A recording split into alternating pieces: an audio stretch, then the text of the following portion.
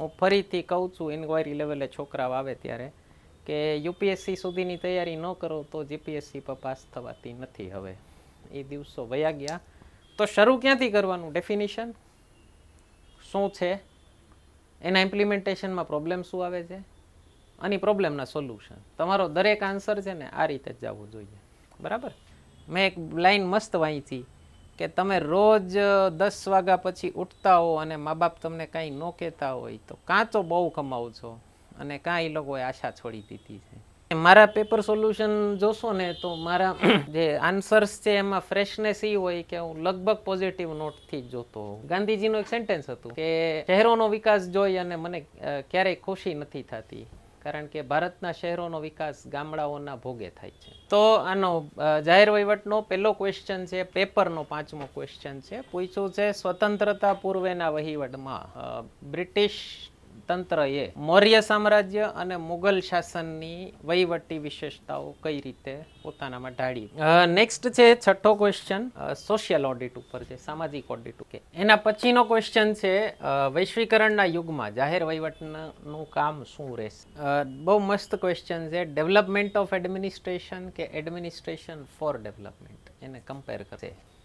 એના પછીનો પ્રશ્ન છે સરકાર સિવાય સિવિલ સોસાયટી અને એનજીઓ પણ હવે ભાગીદાર થઈ ગયા છે ડેવલપમેન્ટ પ્રોસેસમાં. છેલ્લો પ્રશ્ન જાહેર વહીવટનો લોકપાલ અને લોકાયુક્ત વિશે છે. એક તો એની જરૂર શું પડી અને એ જે હેતુ માટે બનાવવામાં આવ્યા હતા એ હેતુઓ સિદ્ધ થયા છે કે નહીં. તો નમસ્તે મિત્રો, આપણી mains paper solution series continue કરીએ છીએ. આની પહેલાંના પેપરમાં આપણે એટલે GS2 અત્યારે ડિસ્કસ કરીએ છીએ અને આની પહેલાંના વિડીયોમાં આપણે પોલિટી બંધારણ ડિસ્કસ કર્યું હતું. આજે પબ્લિક એડમિનિસ્ટ્રેશન જાહેર વહીવટ ડિસ્કસ કરવાના છીએ.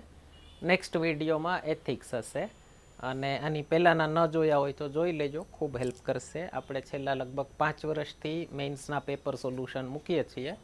મને પાસ થયેલા સ્ટુડન્ટ્સે કીધું છે કે નવા સ્ટુડન્ટ્સને કહેજો તૈયારી ચાલુ કરે ને ત્યારથી મેઇન્સના પેપર સોલ્યુશન જોવા માંડે. એનાથી એક તમારો પર્સપેક્ટિવ મોટો થઈ જશે. વાંચતા હશો ને તો તમારી રડાર એક્ટિવેટેડ રહેશે કે આ હું વાંચું છું એમાંથી પ્રિલિમમાં કેવો ક્વેશ્ચન આવી શકે, મેઇન્સમાં કેવો ક્વેશ્ચન આવી શકે. બીજું એનાલિસિસ ચાલુ રહેશે વાંચતા હો ત્યારે.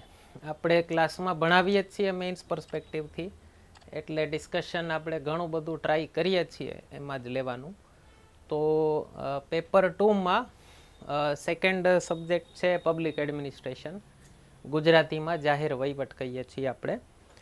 2022 સુધી આ 2023નું પેપર આપણે સોલ્વ કરીએ છીએ. બરાબર. 2022 સુધી જીપીએસસીની એક સ્ટાઇલ હતી કે જે 3 સબ્જેક્ટ કીધા છે ને એ ત્રણેયના 5-5 ક્વેશ્ચન પૂછતા હતા પેપરમાં. ટોટલ 15 ક્વેશ્ચન છે અને 5-5ના ડાયરેક્ટ ચોસલા જ પાડી દીધા હતા. આ વખતે માઇનર ચેન્જ કર્યો છે. આ પેપરમાં બંધારણના 5 હતા, ગયા વિડીયોમાં જોયા આપણે.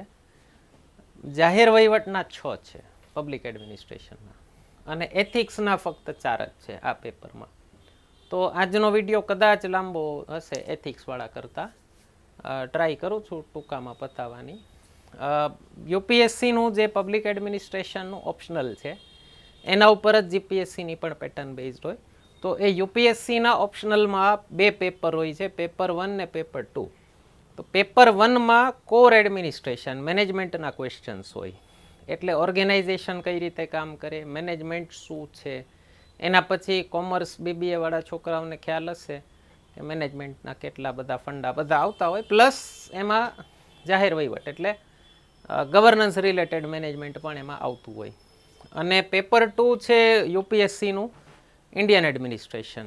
એમાં 2 સેક્શન હોય છે. એક સેક્શન એ છે કોન્સ્ટિટ્યુશન ઓફ ઇન્ડિયા, બહુ ડિટેલમાં હોય એમાં એનું કોન્સ્ટિટ્યુશન, તમારા જીએસના કોન્સ્ટિટ્યુશન કરતાં વધારે ડિટેલમાં હોય.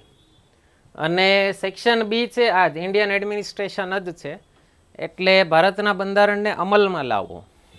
તો એમાંથી એડમિનિસ્ટ્રેટિવ રિલેટેડ શું એના ક્વેશ્ચન થતા હોય, ઇન્સ્ટિટ્યુશન્સ કઈ રીતે ફંક્શન કરે છે. આપણે ગયા વર્ષોના પેપર્સમાં જોયું હતું. હજી સુધી જીપીએસસી આ વાળા પેપરમાંથી જ ક્વેશ્ચન પૂછતી હતી. અને મેં લગભગ 2021માં જુલાઈ 2021 વાળા મેઇન્સ પેપર સોલ્યુશનમાં મેં કીધું હતું કે એકાદ વર્ષમાં જીપીએસસી યુપીએસસીની રાહ ઉપર પ્રોપર જવા માંડશે અને પેપર 1માંથી પણ ક્વેશ્ચન પૂછવા માંડશે. તો આ વખતે એ ચાલુ થઈ ગયું છે. 3 ક્વેશ્ચન આના છે કોર એડમિનિસ્ટ્રેશનના, 3 ક્વેશ્ચન આના છે. આના જવાબ આપવા સહેલા હોય. આ આખો નવો એરિયા જ છે તમારા માટે. તો એ આખો એક કહેવાય ને પેન્ડોરાઝ બોક્સ ખોલી નાખ્યું જીપીએસસીએ. હવે આમાંથી એક ક્વેશ્ચન માંડ્યા છે પૂછવા. ઓકે, જોઈએ આપણે. તો આનો જાહેર વહીવટનો પહેલો ક્વેશ્ચન છે, પેપરનો 5મો ક્વેશ્ચન છે. પૂછ્યું છે સ્વતંત્રતા પૂર્વેના વહીવટમાં બ્રિટિશ તંત્રએ મૌર્ય સામ્રાજ્ય અને મુઘલ શાસનની વહીવટી વિશેષતાઓ કઈ રીતે પોતાનામાં ઢાળી હતી, અનુકૂલિત કરી અને વ્યાજબી બનાવી. British administration adapted and legitimized the administrative features of Mauryan and Mughal era. આ મેં તમને કીધું ને કોર પબ્લિક એડમિનિસ્ટ્રેશનનો ક્વેશ્ચન થઈ ગયો કે પ્રોપર એડમિનિસ્ટ્રેશન હજી. તો એમાં આવું બધું પૂછતા હોય છે. ઓકે, જે હજી સુધી નહોતા પૂછતા. તો આ જીપીએસસીએ નવા ક્વેશ્ચન્સ પ્રોપર યુપીએસસી વાળા પૂછવાના ચાલુ કરી દીધા છે.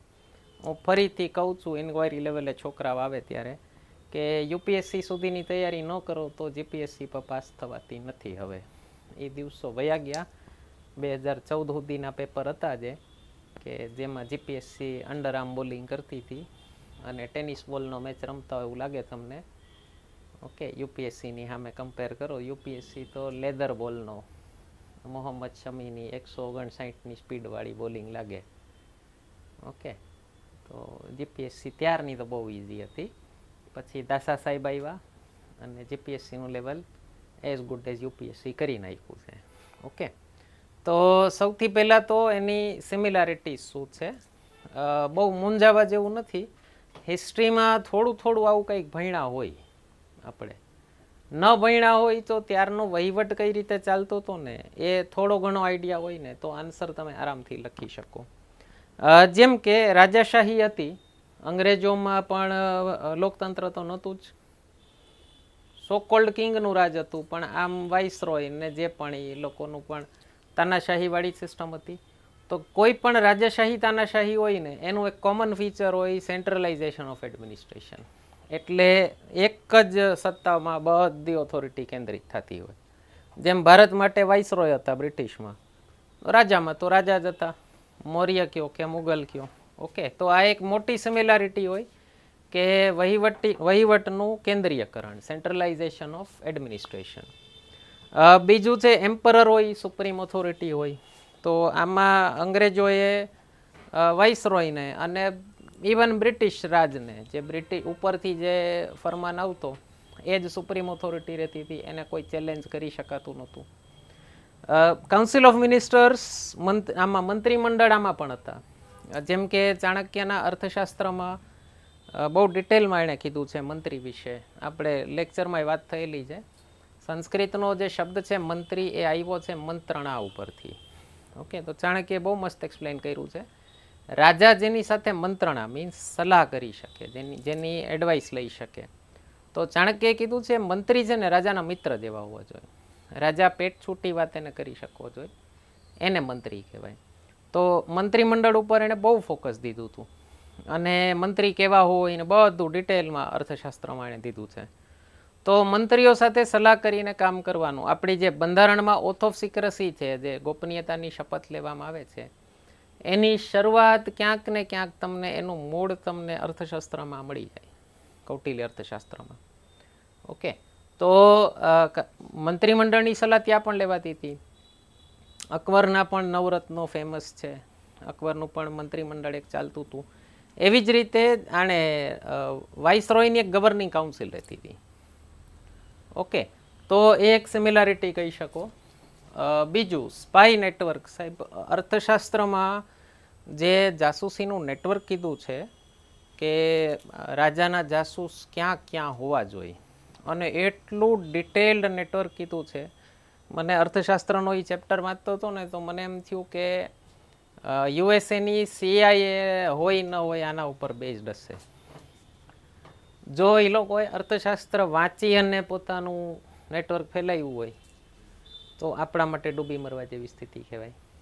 જો ન વાંચી હોય અને એમને એવી સિમિલારિટી થઈ ગઈ હોય તો એને હેપી કોઇન્સિડન્સ કહેવાય. ઓકે, સુખદ સંયોગ કહેવાય કે સંજોગોથી જો આટલી સિમિલારિટી થઈ ગઈ તો એને ઇંગ્લિશમાં કહેવાય હેપી કોઇન્સિડન્સ છે. પણ એટલું મોટું એણે માયાજાળ બતાવ્યો છે જાસૂસોનો કે બીજા દેશોમાં પણ તમારા જાસૂસ હોવા જોઈએ, અને એકચ્યુઅલી કોણ કોની જાસૂસી કરે છે ને એ રાજા સિવાય કોઈને ખબર ન હોવી જોઈએ.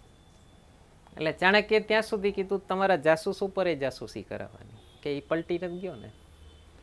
તમે ઓલા જેમ્સ બોન્ડમાં અને એવા બધા પિક્ચરમાં જોતા હો, કોક ડબલ એજન્ટ હોય તો એ ડબલ એજન્ટની પાછી કોક જાસૂસી કરવા માટે કોણ મોકલે, હર મેજેસ્ટી કોને મોકલે, કે જેમ્સ બોન્ડને. આ એક જ મારો ભરોસેમંદ છે. ઓકે, કે મિશન ઇમ્પોસિબલ જોવો, ટોમ ક્રૂઝ હોય. તો સ્પાય નેટવર્ક આપણી ભારતની જે આઈબી છે, અંગ્રેજોએ જે એસ્ટાબ્લિશ કરેલી, એ દુનિયાની સેકન્ડ ઓલ્ડેસ્ટ જાસૂસી સંસ્થા છે, બીજી નંબરની જૂનામાં જૂની. તો બ્રિટિશ શાસન દરમિયાન જ એની શરૂઆત થઈ ગઈ હતી, 1857ની ક્રાંતિ પછી એકચ્યુઅલી. ઓકે, તો એ મૌર્ય સામ્રાજ્યથી ક્યાંક ઇન્સ્પાયર્ડ હતું. રેવન્યુ કલેક્શન ઉપર બધાએ બહુ ધ્યાન દીધેલું. આના મૌર્યોના પણ લેયર્ડ એનું હતું આખું. ઓકે, મુગલમાં પણ હતું મનસબદારી ને સુબેદારી ને આખી સિસ્ટમ. એ લોકોનું એક મોટું કામ રહેતું હતું રેવન્યુ કલેક્શન. અને અંગ્રેજોની તો આ હતી જ રેવન્યુ માટે. ઓકે, જેમ કે ગામડાનો જે સૌથી નીચેના લેવલનો સિપાહી છે અંગ્રેજોનો, એને કહેવાય જ છે રેવન્યુ તલાટી. જિલ્લાધ્યક્ષને એનો ઇંગ્લિશ શબ્દ જ છે ડિસ્ટ્રિક્ટ કલેક્ટર. તો કલેક્શન શેનું કરવાનું, કલેક્ટર શેનો છે, એનું ધ્યાન જ પૈસા કમાવા પર હતું. તો રેવન્યુ કલેક્શન ઉપર બેયની, એટલે ત્રણેયની, તમે ચાહે મૌર્ય કયો, મુગલ કયો કે બ્રિટિશ કયો, ત્રણેયની વ્યવસ્થિત આખી વહીવટી હતી. શબ્દ મર્યાદાના કારણે ડિટેલમાં તમે નહીં જઈ શકો, એટલા માટે કીવર્ડ્સ વાપરું છું. તમારે આ 10 માર્કનો ક્વેશ્ચન છે, 200 શબ્દમાં લખી નાખવાનું છે. ઓકે, એટલે વર્ડ લિમિટ તમે મેન્ટેન કરી શકો એટલા માટે મેં કીવર્ડ્સ જ લખ્યા છે. ઓકે, મિલિટરી ઇંગ્લેન્ડમાં પ્રોપર આખી રાજાની આખી મિલિટરી હોય ને, એ સિસ્ટમ ઇંગ્લેન્ડની નહોતી. ઇંગ્લેન્ડમાં જમીનદારી સિસ્ટમ હતી અને જમીનદારોની અલગ અલગ સેના રહેતી હતી, અને રાજા એ સેના ભેગી કરવા જવી પડે દર વખતે યુદ્ધ કરવું હોય તો. મૌર્ય ટાઈમની મિલિટરી ખૂબ ફેમસ હતી યુરોપમાં, અને એલેક્ઝાન્ડર કરતાં ક્યાંય મોટી સેના નંદની હતી, ધનાનંદની. એ યુરોપમાં ખબર હતી, એ લોકોને ફેમસ હતું બહુ. અને જે પછી એનો જે મેગાસ્થીનીઝ કરીને આવેલો જે ગ્રીક રાજદૂત, એણે બહુ ડિટેલમાં લખ્યું છે કે ઓ બહુ મોટી સેના છે. એ લોકોને માનવામાં નહોતું આવતું કે આટલી મોટી સેના હોઈ શકે. ઓકે, એણે લખ્યું 6 લાખની સેના. તમારી એનસીઆરટીમાં લખ્યું છે કે ફાંકા માર્યા, 6 લાખની સેના હોય જ ન શકે. મીન્સ તમે સમજો, એને માનવામાં નથી આવતો એનો મતલબ શું થયો, ત્યાં નહીં હોય. ઓકે, અને જ્યારે અંગ્રેજો સેકન્ડ વર્લ્ડ વોર લડવા ગયા ને, ત્યારે લગભગ દુનિયાની સેકન્ડ કે થર્ડ લાર્જેસ્ટ સ્ટેન્ડિંગ આર્મી ભારતની હતી, જે આજની તારીખે છે. ઓકે, આજની તારીખે ભારત પાસે બહુ મોટી મિલિટરી સ્ટ્રક્ચર છે. એટલે દુનિયાના બહુ ઓછા દેશો પાસે આટલી મોટી મિલિટરી હોય છે. ઇન્ફન્ટ્રી જેને કહેવાય, જે ઓલા પાયદળ કહેવાય. ઓકે, પોલીસ અને જેલ, પોલીસવાળી સિસ્ટમ અને મુગલોએ વધારે એના ઉપર કામ કર્યું હતું. અને ચાણક્યના મીન્સ મૌર્ય સમયમાં પણ હતી, અને જેલવાળી સિસ્ટમ પણ અંગ્રેજોએ ક્યાંક ને ક્યાંક એનું સ્ટ્રક્ચર બેઠું લીધેલું છે. અમુક ટર્મ્સ જો ખ્યાલ હોય તો લખી શકો. જેમ કે મૌર્ય સમયમાં ગ્રામ વહીવટ ઉપર, વિલેજ એડમિનિસ્ટ્રેશન ઉપર મૌર્યનું ખૂબ હતું એ લોકોનું. આપણે ઋગ્વેદિક કાળથી આવે છે, પંચાયતી રાજમાં આપણે ભણેલા કે વૈદિક કાળથી આપણે પંચાયતી રાજની સિસ્ટમ મહાભારતના સમયમાં પણ હતી, તો મૌર્ય સમયમાં પણ કન્ટિન્યુ રહેલી. તો જો એ સમયના કોઈ ટર્મ ખબર હોય તો લખી શકો. જેમ કે લખ્યું છે, મૌર્ય હેડ ઓફ વિલેજ હતો ગ્રામિક, અને એની પાસે ખૂબ ઓથોરિટી રહેતી હતી ગામની અંદર કામ કરવાની. ઓકે, મુગલોના એડમિનિસ્ટ્રેશનમાં એ લોકોએ ડિવાઈડ કર્યું હતું કે પ્રાંત, જેને આપણે અત્યારે રાજ્ય કહીએ છીએ ને, એને મુગલ ટાઈમમાં કહેવાતું હતું સુબા. એ સુબાનો જે દાર હોય, જે સૂબાનો રાજ્યપાલ હોય, એને એ લોકો કહેતા હતા સુબેદાર. ઓકે, પછી ગ્રામ, પરગના, સરકાર, આ બધા એ લોકોના યુનિટ હતા. ઓકે, ગ્રામથી મોટું પરગના, પરગનાથી મોટું સરકાર, સરકારથી મોટું સૂબા. તો અકબરના ટાઈમમાં 15 સૂબા હતા, જે ઔરંગઝેબના ટાઈમમાં વધીને 20-21 સૂબા થઈ ગયા હતા. ઓકે, શાસન વધ્યું હતું એટલા માટે. અંગ્રેજોના ટાઈમમાં પંચાયતી રાજને બહુ એ લોકોએ ધ્યાન નહોતું આપ્યું. આ એક મોટો તમે કહી શકો ડિફરન્સ હતો. ખાલી સિમિલારિટી લખવાની જરૂર નથી, ડિફરન્સ પણ લખવા જોઈએ. અંગ્રેજોએ ગ્રામ પંચાયત ઉપર, ગ્રામ વહીવટ ઉપર બહુ ધ્યાન નહોતું દીધું. એ લોકોનું ધ્યાન હતું સિટીઝ ઉપર. તો અંગ્રેજોના ટાઈમથી એક વહીવટ શરૂ થયો કે સરકારનું ધ્યાન ખાલી સિટી ડેવલપ કરવા ઉપર જ હોય. તમે ગામડે જઈને જોવો તો તમને એમ થાય કાંઈ ડેવલપમેન્ટ આવ્યું જ નથી. તો ગાંધીજીનું એક સ્ટેટમેન્ટ હતું, મતલબ ઘણા છોકરાઓ મેઇન્સના પેપર જોયા ને તો આમ આમ પૂદડી બનાવી અને સ્ટેટમેન્ટ લખે. ગાંધીજીનું એક સેન્ટેન્સ હતું કે શહેરોનો વિકાસ જોઈ અને મને ક્યારેય ખુશી નથી થતી, કારણ કે ભારતના શહેરોનો વિકાસ ગામડાઓના ભોગે થાય છે. તો અંગ્રેજો આવું કરતા હશે તો ગાંધીજીએ લખ્યું હશે ને. તો આ એક તમને શું પ્રૂફ મળે કે ઓકે, અંગ્રેજોના ટાઈમમાં ગ્રામ વિકાસ ઉપર કોઈ ધ્યાન જ નહોતું. ઇવન ગાંધીજી અંગ્રેજોને કીધું હતું, ભાઈ પંચાયતી રાજ તો રિસ્ટોર કરી દો, તમે સ્વરાજ તો પછી આપશો, ગ્રામ સ્વરાજ તો અત્યારે આપી દો. તો મીન્સ આ એક તમે ડિસિમિલારિટી, ડિફરન્સ પણ, તફાવત પણ કહી શકો કે અંગ્રેજોના સમયમાં અને મૌર્ય મુગલ કાળમાં શું તફાવત હતો. બીજું એક બહુ મોટો તફાવત હતો. અંગ્રેજોએ છે ને એક કામ કર્યું, એક કહી દઉં તમને, એક આપણે વેમ છે કે ઓલા જે ત્રણેય અંગોનું વિભાજન, ન્યાયતંત્ર અલગ નહોતું. આપણે પ્રાચીન ગ્રંથ જે પણ ઇતિહાસ છે આપણો, એમાં જ્યુડિશરી વ્યવસ્થિત હતી. 7 લેયર સુધીની જ્યુડિશરીના ઉદાહરણ છે મહાજનપદ કાળમાં.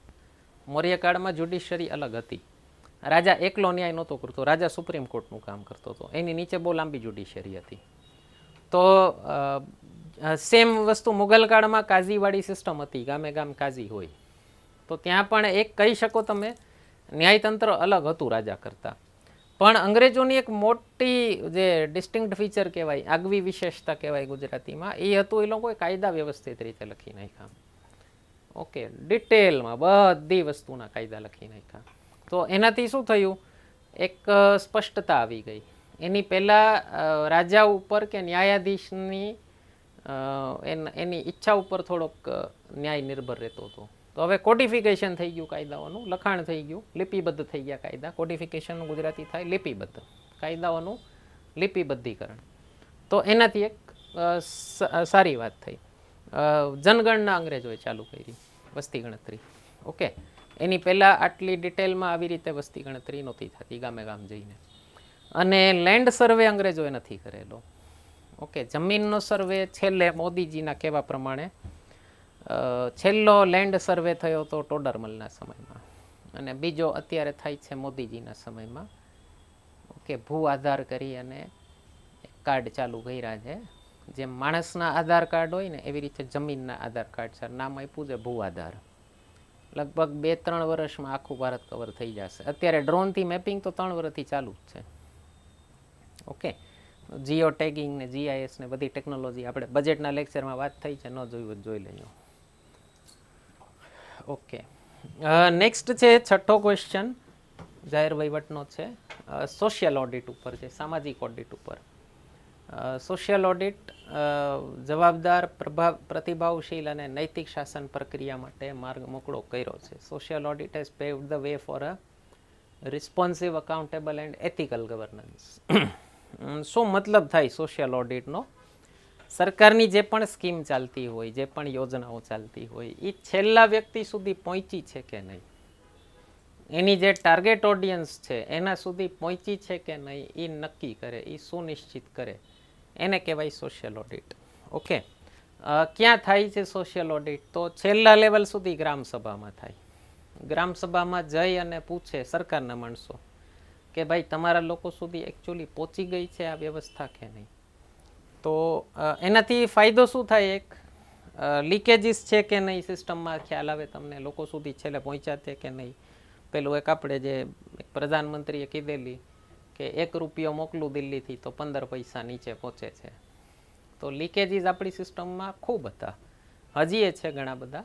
તો એ લીકેજ ન થાય કરપ્શનના કારણે લોકો સુધી એનો પૈસો પહોંચે, એને ચેક કરવાનું સારામાં સારું માધ્યમ હોય તો એને કહેવાય સોશિયલ ઓડિટ. બીજું, ક્યાંય પક્ષપાત નથી થતો. ઓકે, સરકારના અધિકારીઓ કે ચૂંટેલા પ્રતિનિધિઓ ક્યાંય પક્ષપાત નથી કરતા, કોઈ જિલ્લા વચ્ચે, ગામ વચ્ચે. ઓકે, માની લો રાજ્ય સરકાર કરી નાખે કે ભાઈ ફલાણા ગામમાં આપણી પાર્ટીનો સરપંચ નથી, તો અહીંયા આ ફલાણી યોજનાનો લાભ દેવાની જરૂર નથી, ઓલાને વોટ કેમ દીધો તમે? તો એ છેક છેલ્લે સુધી જઈને ખબર પડે ને કે ભાઈ આટલા ગામમાં પહોંચ્યું છે, આટલા ગામમાં નથી પહોંચ્યું. તો પેટર્ન શું હતી? ઓકે, એના માટેની મિકેનિઝમ શું છે? એને કહેવાય છે વિલેજ રિસોર્સ પર્સન્સ. તો ગામડાના અમુક ભરોસેમંદ લોકોને પૂછાવવામાં આવતું હોય, જે નિષ્પક્ષ હોય. ઓકે, ખોટી રીતે વિરોધ નહીં કરે અને ખોટા વખાણ નહીં કરે. તો આ છે ને સૌથી ઇમ્પોર્ટન્ટ કડી કહેવાય છે સોશિયલ ઓડિટની. બીજું એક હોય છે સોશિયલ ઓડિટ યુનિટ કરીને હોય છે, જે બનાવવાનું હોય છે. હવે બનાવ્યું હોય ન બનાવ્યું હોય એ રાજ્ય સરકારનું કામ કહેવાય. ઓકે, તો એ છે ને કેલેન્ડર બનાવે ગ્રામ પંચાયતનું કે ભાઈ આપણે આ દિવસોમાં સોશિયલ ઓડિટ કરશું. પછી જનતા સુધી એની માહિતી પહોંચાડવી પડે, જનતાએ પણ એમાં ભાગ લેવો પડે. હા, પબ્લિક હિયરિંગ થાય, લોકોને ભેગા કરે. જેમ કે તમને ખ્યાલ હોય તો અત્યારે તમે કદાચ છાપામાં વાંચતા હો તો રાજકોટના મેયર રોજ એક વોર્ડમાં મુલાકાત લે છે, જન દરબાર ભરે છે. પછી મુખ્યમંત્રીનો એક દિવસ નિશ્ચિત હોય છે, દર મહિનાનો બીજો બુધવાર કેવો કંઈક દિવસ હોય છે કે આ દિવસે ગમે એ લોકો જઈને મુખ્યમંત્રીને મળી શકે. લગભગ દરેક રાજ્યના મુખ્યમંત્રીએ આવો જનતા દરબાર શરૂ કર્યો છે. તો એને કહેવાય પબ્લિક હિયરિંગ, જનતા દરબાર ટાઈપ. બરાબર. આપણે એક મનરેગા કરીને એક સ્કીમ ચાલે છે ગ્રામીણ ક્ષેત્રમાં, ગેરંટી આપે છે રોજગારની. દરેક પરિવારના ઓછામાં ઓછા એક વ્યક્તિને વર્ષના મિનિમમ 100 દિવસ. ઓકે, તો એ મનરેગાનો એક કાયદો છે અને એમાં સેક્શન 17માં આ ફરજિયાત રાખ્યું છે કે ગામડે ગામડે આ રોજગાર મળે છે કે નહીં એનું સોશિયલ ઓડિટ કરવાનું. બરાબર. હવે આમાં એક જવાબદારી થઈ જાય લોકોની. લોકોએ જવું પડે ગ્રામસભામાં અને ભાગ લેવો પડે. તમારે જઈ અને તમારી વાત પહોંચાડવી પડે. અને એવું નથી ગામડે જ થાય છે, તમારી વોર્ડ ઓફિસમાં પણ આની મિટિંગ થતી હોય. તમે તાલુકામાં રહેતા હો કે તમે સિટીમાં રહેતા હો, તમારી મ્યુનિસિપાલિટીમાં, મ્યુનિસિપલ કોર્પોરેશનમાં વોર્ડ ઓફિસમાંની મિટિંગ થતી હોય. એ થાય છે કે નહીં ને એ કાળજી રાખવાનું કામ આપણું હોય. અને એમાં જઈને ટાઈમે પહોંચવું પડે. ન થતી હોય તમારા કોર્પોરેટરને કહેવું પડે કે ભાઈ આપણા વોર્ડની કેમ નથી થતી મિટિંગ. 15 જણા 50 જણા ફોન કરી દે ને કોર્પોરેટરને, 50 તો મેં બહુ વધારે કહી દીધા, 50 ફોનમાં તો MLA ધ્રુજી જાય. ઓકે, 15-20 જણા ફોન કરી દે ને કોર્પોરેટરને, અને જો અલગ અલગ એરિયામાંથી કરી દે ને તો ધ્રુજી જાય હોય. અને મંડે દર મહિને મિટિંગ કરવા, અને મહિને નહીં તો એટલીસ્ટ દર 3 મહિને. અને લોકોને પહોંચાડવાય મંડે વોટ્સએપ ગ્રુપે. હવે તો બધું સહેલું થઈ ગયું ટેકનોલોજીના સમયમાં. ઓકે, જાણ એટલે કરું છું, મારા વિડીયો જે જોતા હોય તો તમારા કોર્પોરેટર ઉપર એટલો દબાણ બનાવો અને તમારા ચૂંટાયેલા પ્રતિનિધિઓ વ્યવસ્થિત કામ કરવા જોઈએ. 24/7 પોલિટિશિયન જોઈએ ને સાહેબ. ઓકે, બિઝનેસમેન પોલિટિશિયનથી સારી વસ્તુ છે, કોઈ પોલિટિશિયનનો પોતાનો બિઝનેસ છે તો એની રોજીરોટી ચાલી રહેશે, આપણે ચિંતા નહીં કરવી પડે. પણ એની ફર્સ્ટ પ્રાયોરિટી, તમે જ્યારે પોલિટિક્સમાં છો તો ફર્સ્ટ પ્રાયોરિટી તમારી જનતા હોવી જોઈએ, ફર્સ્ટ પ્રાયોરિટી બિઝનેસમાં હોવી જોઈએ. ઓકે, તો એટલી જવાબદારી હોવી જોઈએ. ઓકે, ગ્રામ્ય લેવલે વધુ જાગૃતતા હોય છે. અને તમને જાણીને બહુ દુઃખ થાય કે ભણેલો શહેરી મિડલ ક્લાસ એટલો ઉદાસીન છે. ઉદાસીન એટલે ઇન્ડિફરન્ટ છે, એને કંઈ ફેર નથી પડતો, તેલ લેવા ગયો. ઓકે, બીજું આનાથી શું થાય, સોશિયલ ઇમ્પેક્ટ પણ ખ્યાલ આવે તમને કોઈ પણ સ્કીમની. એવી જ રીતે એની એન્વાયરમેન્ટલ ઇમ્પેક્ટ શું થાય છે કોઈ પણ સ્કીમની. ઓકે, ઇકોનોમિક અસર શું થાય છે છેલ્લા છેવાડાના વ્યક્તિ સુધી. તો એ પણ એક આનો બહુ મોટો ફાયદો થાય. ન થતી હોય ને સોશિયલ ઓડિટ તો એની પાછળનું એક મોટું કારણ હોય રાજકીય ઈચ્છાશક્તિનો અભાવ. અને આ એક કારણ છે ને, તમે લખી લેજો, આને સ્ટાર માર લેજો. તમને ક્યાંય પણ કોઈ પણ આન્સરમાં, જીએસમાં, એસએમાં ક્યાંય પણ તમને કોઈ પણ કારણ ન મળે ને કોઈ વસ્તુનું, તો આ તમે પ્રેમથી મારી શકો. કોઈ પણ સમસ્યાનું કારણ અને કોઈ પણ સમસ્યાનું નિવારણ આમાં જ છે, રાજકીય ઈચ્છાશક્તિ. જે નેતા છે, જે લીડર છે, જે ખુરશી ઉપર બેઠો છે ને, એની ઈચ્છાશક્તિ હોય ને તો બધા કામ થઈ જાય, અને ન હોય તો હાવ સહેલામાં સહેલા કામે ન થાય. ઓકે, આપણે પાસ્ટમાં જ જોયા ઘણા બધા. હમણાં આ છેલ્લા 10 વર્ષમાં આપણે જોઈ લીધા કેટલા બધા કામ એવા થઈ ગયા જે 70 વર્ષથી અટકેલા હતા, નહોતા થતા. તો ફક્ત રાજકીય ઈચ્છાશક્તિના કારણે થઈ ગયા. બીજું, ઘણી વખત મસલ પાવર વાપરતા હોય. ઓકે, સરપંચ વગેરે બેઠા હોય ને કે આ વાત તો જોઈ લેજો, કોઈને કીધું છે મારા વિશે તો આ એક મોટી ડ્રોબેક હોય જેના કારણે સોશિયલ ઓડિટ ન થઈ શકતું હોય. ઘણીવાર અધિકારીઓમાં આની ઓલી હોય રેઝિસ્ટન્સ, એટલે ઉપર સુધી પહોંચવા જ નહીં દઈએ અમે. સાચી ઉપર બધો હારો હારો રિપોર્ટ આવે, સબ ચંગાસી. ઓકે, ઉપર બધું સારું સારું, નીચેનું શું છે પહોંચાડવાનું જ નહીં. તો આ એક મોટી ખામીઓ હોય છે સોશિયલ ઓડિટ ન પહોંચવા સુધીની. સોલ્યુશન શું? બીજું, આને માર્ક કરી લેજો, આને સ્ટાર મારી લેજો. કોઈ પણ સમસ્યાનું નિવારણ હલ શું હોય તો પબ્લિક અવેરનેસ.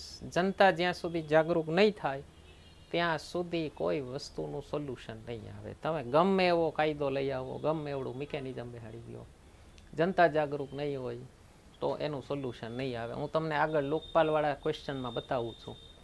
લોકપાલનો મોટે ઉપાડે કાયદો લાવ્યા હતા અને આમ જાહેર એવું કર્યું હતું, એકવાર લોકપાલ આવી ગયું એટલે તો કરપ્શન ગાયબ. 10 વર્ષ થઈ ગયા લોકપાલનો કાયદો આવ્યા ને. ઓકે, બે નવા મુખ્યમંત્રી આવ્યા, એક નવી રાષ્ટ્રીય પાર્ટી આવી ગઈ. તમને કરપ્શનમાં કઈ ફેર લાગ્યો છે? મોટે ઉપાડે લોન્ચ કરી હતી પાર્ટી. લોકપાલ ને લોકાયુક્ત આવી ગયા એટલે કરપ્શન ખતમ. ભારત છોડીને વયું જશે. ઓકે, જાગૃતતા નથી. મેઇન પ્રોબ્લેમ હું જાગૃતતા. હા, બીજું શું જરૂરી છે? આને સોશિયલ ઓડિટને એક ઇન્સ્ટિટ્યુશનલ ફ્રેમવર્ક બનાવવાની જરૂર છે. દરેક ડિસ્ટ્રિક્ટમાં એક સોશિયલ ઓડિટ યુનિટ બની શકે કે નહીં? ઓકે, એના વિશે દરેક કાયદામાં ઉલ્લેખ થઈ શકે કે નહીં? જેમ કેમ નરેગાવાળા કાયદામાં થયો, તો એવી રીતે પબ્લિક માટેની જેટલી યોજનાઓ બનતી હોય એનો માની લો કોઈ કાયદો પાસ થતો હોય, ફાઇનાન્સ બિલ આવતું હોય, તો એમાં એનો ઉલ્લેખ થઈ શકે કે નહીં? જેમ કે સિવિલ સર્વિસ રૂલ્સ છે, જે તમારા જાહેર સેવકોના નિયમો છે, એમાં આવી શકે કે નહીં? તો એક ઇન્સ્ટિટ્યુશનલાઇઝેશન થઈ જાય ને. તમારા વહીવટી માળખામાં એકવાર સોશિયલ ઓડિટનું વ્યવસ્થિત માળખું ગોઠવાઈ ગયું ને, તો પછી એ તમારા આદતમાં ઢળી જાય અને પછી ફરજિયાત થઈ જાય કે ભાઈ દરેક વસ્તુનું સોશિયલ ઓડિટ કરવાનું છે. ટ્રેનિંગ બહુ જરૂરી હોય. પહેલાં જેમ આપણે વિલેજ રિસોર્સ પર્સનની વાત થઈ, સ્પેશિયલાઇઝેશન થવું જોઈએ. જેમ કે ઓડિટર્સ આના સ્પેશિયલ ટ્રેન કરવામાં આવે ગવર્મેન્ટની અંદર અથવા જાહેર જનતામાંથી, કે જે વોલન્ટિયર તરીકે તમને મદદ કરે. ઓકે, તો આ એક બહુ મોટું સોલ્યુશન થઈ શકે. લોકલ યુનિટ્સ બનવી જોઈએ, એને કાયદાકીય દરજ્જો મળવો જોઈએ, જેની વાત થઈ આપણે. અને એક સૌથી મોટી વસ્તુ સોલ્યુશનમાં કોઈ પણ વસ્તુનું અમલીકરણ થવું જોઈએ. તમે ખાલી પેપર ઉપર લખી નાખો તો એનાથી સોલ્યુશન નથી આવી જતું. તમને સવાલ શું પૂછ્યો છે? શું સામાજિક ઓડિટે જવાબદારી, પ્રતિભાવશીલ અને નૈતિક શાસન પ્રક્રિયા માટે માર્ગ મોકળો કર્યો છે? તો શરૂ ક્યાંથી કરવાનું? ડેફિનિશન શું છે, એના ઇમ્પ્લિમેન્ટેશનમાં પ્રોબ્લેમ શું આવે છે, અને પ્રોબ્લેમના સોલ્યુશન. તમારો દરેક આન્સર છે ને આ રીતે જ જવું જોઈએ. બરાબર? તો આશા કરીએ છીએ તમને પસંદ આવે છે લેક્ચર સિરીઝ. કોઈ ક્વેશ્ચન હોય કમેન્ટ સેક્શનમાં પૂછી લેજો. ચેનલ સબસ્ક્રાઈબ ન કરી હોય તો કરી લેજો. મિત્રો સાથે શેર કરવાનું ભૂલતા નહીં. અને આપણી બંધારણ લેક્ચર સિરીઝ આવી ગઈ છે, ન જોઈ હોય તો જોઈ લેજો. વૈદિક મેથ્સની લેક્ચર સિરીઝ મારા ફાધરની યુટ્યુબ ઉપર પડી છે, એ પણ જોઈ લેજો. બંનેના કોર્સિસ એપ્લિકેશન ઉપર આવી ગયા છે. ફક્ત આ 2 સબ્જેક્ટના કોર્સિસ પરચેસ કરી લેશો તો પણ તમારી આવનારી એક્ઝામ ક્લિયર કરવામાં 40% જેવી મદદ મળી જશે તમને. જીપીએસસી ક્લાસ 1ની પ્રિલિમ્સ કયો, STIની પ્રિલિમ્સ કયો કે પછી PSI કોન્સ્ટેબલ કયો, તો બધી એક્ઝામમાં તમને ખૂબ કામ લાગશે. તો ન કર્યા હોય તો કોર્સિસ પરચેસ કરી લેજો, ખૂબ ફાયદો થશે તમને. કન્ટિન્યુ કરીએ છીએ આજના લેક્ચરથી. ઓકે, એના પછીનો ક્વેશ્ચન છે, વૈશ્વિકરણના યુગમાં જાહેર વહીવટનું કામ શું રહેશે? Discuss the scope of public administration in the era of globalisation. Globalisation આવે તો શું થાય? લોકોની આકાંક્ષાઓ વધે. ઓકે, લોકો બીજા દેશો સાથે કમ્પેર કરી શકે. આવક જાવક વધી ગઈ. તમે ઘરે પૂછી લેજો, 90ના દશક પછી ભારતીયો ફોરેન જવાનું વધી ગયું છે અને ફોરેન ટ્રીપ તો સાહેબ ગજબ વધી છે. 2 કરોડ 2.5 કરોડ લોકો દર વર્ષે ફોરેન જવા માંડે છે ફરવા માટે. હવે ફરીને આવશે, ઇન્ફ્રાસ્ટ્રક્ચર જોશે, ત્યાં કામ કેમ થાય છે એ જોશે, ત્યાં પોલીસ સાથે ઇન્ટરેક્શન થયું હતું, પોલીસ કેવી હેલ્પફુલ હતી. ઓકે, એક કહેવત છે કે વેસ્ટર્ન કન્ટ્રીઝમાં લોકો પરેશાન હોય ને પોલીસને જોવે ને તો એને હાસ થાય, અને ભારતમાં માણસ શાંતિથી બેઠો હોય ને પોલીસ દેખાઈ જાય ને તો બી જાય કે આ ક્યાં આવી ગયા. ઓકે, ફેમિલી ભેગા ફરવા ગયા હોય ને પોલીસ આવી જાય, આ ક્યાં આવ્યા યાર. તો ઇન્ટરેક્શન થયું હોય તો શું લોકોની અપેક્ષાઓ વધી જાય તમારા વહીવટથી. તો એક ગ્લોબલાઇઝેશનની એક મોટી ઇફેક્ટ. ઓકે, બીજા દેશો સાથે કમ્પેરિઝન, તુલના સહેલી થઈ જાય. તો એનાથી શું થાય? ભારતની જે ટ્રેડિશનલ હાયરાર્કી હોય, જે ચાલે રાખતું હતું, ઓકે, ચલતા હે હોતા હે, તો એને એક મોટી ચેલેન્જ આવે. લોકો તરત પૂછવા માંડે. અને યાદ રાખજો, લોકો સવાલ પૂછે ને એ અધિકારીઓને જે ઓથોરિટી પર બેઠા છે એને ક્યારેય ન ગમે. અને તમને એમ થતું હોય કોને ફરક પડે છે સાહેબ, 100 કાકરા મારો ને તો દિવાલ તૂટે ગમે એવડી હોય, 100 એનો તૂટે તો 1000 તૂટે. એટલે બધા પોતપોતાના લેવલે ટ્રાય કરી રાખો ને એટલે થઈ જાય. ઓકે, હવે એક મોટો ચેન્જ શું આવ્યો ગ્લોબલાઇઝેશનથી? આ એક ટર્મ લખી લેજો, આ છે PPP, public private partnership. Okay, આ મોડલ છે, કોઈ પણ રિસોર્સિસ હોય ને એની માલિકી જનતાની હોય, પબ્લિક એટલે સરકારની, પણ એમાં કોઈ પ્રોજેક્ટ નાખશે પ્રાઇવેટ પાર્ટી, અને પાર્ટનરશિપ બેયની હશે, સરકારની અને એ પ્રાઇવેટ પાર્ટીની. જેમ કે આપણે ગુજરાતમાં હમણાં ઘણા બધા બસ સ્પોટ બન્યા. ઓકે, બસ સ્ટેશન આમ જરાક આમ સાંભળી અને લોકોને એમ થતું હતું છી છી છી છી છી ખખડધજ હશે ને ધૂળ ઉડતી હશે ને ઓલી ખખડેલી બધી બસો રખડતી હશે. ઓકે, તો પછી એરપોર્ટ વાળું નામ એને દીધું બસ સ્પોટ. તો ભાઈ મોડર્નાઇઝ કર્યા બધા BBB મોડલ ઉપર બન્યા છે. એક બધી બનાવવાવાળી પાર્ટી પ્રાઇવેટ છે, માલિકી કોની છે? સરકારની. કોઈમાં મોડલ એવું હોઈ શકે, માની લો પ્રાઇવેટ પાર્ટીને દીધું છે તો 20 વર્ષ તમે વાપરો. ઉદાહરણ આપું છું, 20 વર્ષ તમે વાપરો, એમાં જે કમાણી થાય ને રાખો, અને 20 વર્ષ પછી ઓનરશિપ પાછી આખી ગવર્મેન્ટને ટ્રાન્સફર કરી દેજો. આને PPP મોડલ કહેવાય. આપણા હાઈવેઝ અત્યારે મોટા ભાગના PPP મોડલ ઉપર બને છે. ખાલી બોર્ડર ઉપર જે હાઈવે બને છે, જે અઘરા એરિયા છે બધા, ત્યાં જ સરકાર બનાવે છે. બાકી મોસ્ટ ઓફ હાઈવે આ PPP મોડલ ઉપર જ બને છે. ઓકે, તો એનાથી શું થાય? નવા કમ્પિટિટર્સ આવશે. હવે તમે બિડિંગ પ્રોસેસ ચાલુ કરશો, હરાજી કરશો, તો ફોરેન કંપનીઝ પણ તમારે આ કોન્ટ્રાક્ટ માટે આવશે. પાવરફુલ કમ્પિટિટર્સ આવી શકે, તમારી લોકલ કંપનીઝને ચેલેન્જ થઈ શકે. ઓકે, આ એક ચેલેન્જિંગ વસ્તુ છે. તો એનાથી શું થાય? ગવર્મેન્ટનું કામ શું થઈ જાય કે હવે ગવર્મેન્ટે વધુ ઇનોવેટિવ થવું પડે અને પ્રોએક્ટિવ થવું પડે. જનતાની અપેક્ષાઓ વધી ગઈ છે, ગવર્મેન્ટે નવો અપ્રોચ અપનાવવો પડે. અને પ્રોએક્ટિવ મીન્સ જનતાની ફરિયાદ થાય ફટાફટ નિવારણ કરવું પડે, કારણ કે કમ્પેરિઝન થાય છે કે વાં ઓલા દેશમાં અમે ગયા હતા ને, ભલે એ દેશની વસ્તી રાજકોટ કરતાં ઓછી હોય, જનતા કમ્પેર તો કરે ને. જનતા શું કહે ખબર? આવડો દેશ હતો છતાંય આટલું મસ્ત કામ છે, તો આપણો તો આવડો દેશ છે, આપણું તો કેવું થઈ શકે? સારું કહેવાય. જનતાને સરકાર ઉપર આશા હોય તો ફરિયાદ કરે ને. તમે સમજજો, મેં એક લાઈન મસ્ત વાંચી કે તમે રોજ 10 વાગ્યા પછી ઉઠતા હો અને મા બાપ તમને કાંઈ ન કહેતા હોય તો કાં તો બહુ કમાવો છો અને કાં એ લોકોએ આશા છોડી દીધી છે. ફરિયાદ કોને કરે માણા સમજ? આશા હોય તો ફરિયાદ કરે ને. આશા ખબર જ જે ગોન કેસ છે તો પછી હું ફરિયાદ કરે? ઓકે, અફઘાનિસ્તાનની જનતા થોડી બિચારી ફરિયાદ કરી શકતી હશે. એને જેમ છે કે ભાઈ જીવતા ઘરે પહોંચીએ તો સારું. ભારતીય જનતા ફરિયાદ કરે છે મીન્સ ભારતીય જનતાને આશા છે કે નહીં કરશે કંઈક, ભલે કોક સારું માણા આવશે કરશે. સારું માણા આવ્યું હોય અને કામ કર્યું હોય, જરાક ભૂલ કરી હોય તો વધુ લાત મારે એને કે તમારાથી હેની ભૂલ થાય, તમે તો હારા માણા છો, ઓલા આગળ તો આશા નહોતી. ઓકે, તો ફાસ્ટર એક્શન લેવું પડે. Less red tapism. Red tapism એટલે સરકારની જે ઓલી લાંબી લચર જે ફોર્માલિટીવાળી પ્રોસેસ ચાલતી હોય ને એ ટૂંકી કરવી પડે. ભારત સરકારે છેલ્લા 10 વર્ષમાં ખૂબ કામ કર્યું છે આના ઉપર, રેડ ટેપિઝમ ઘટાડવા ઉપર. ઓકે, જેમ કે ઇઝ ઓફ ડુઈંગ બિઝનેસમાં બહુ સારું કામ થયું છે.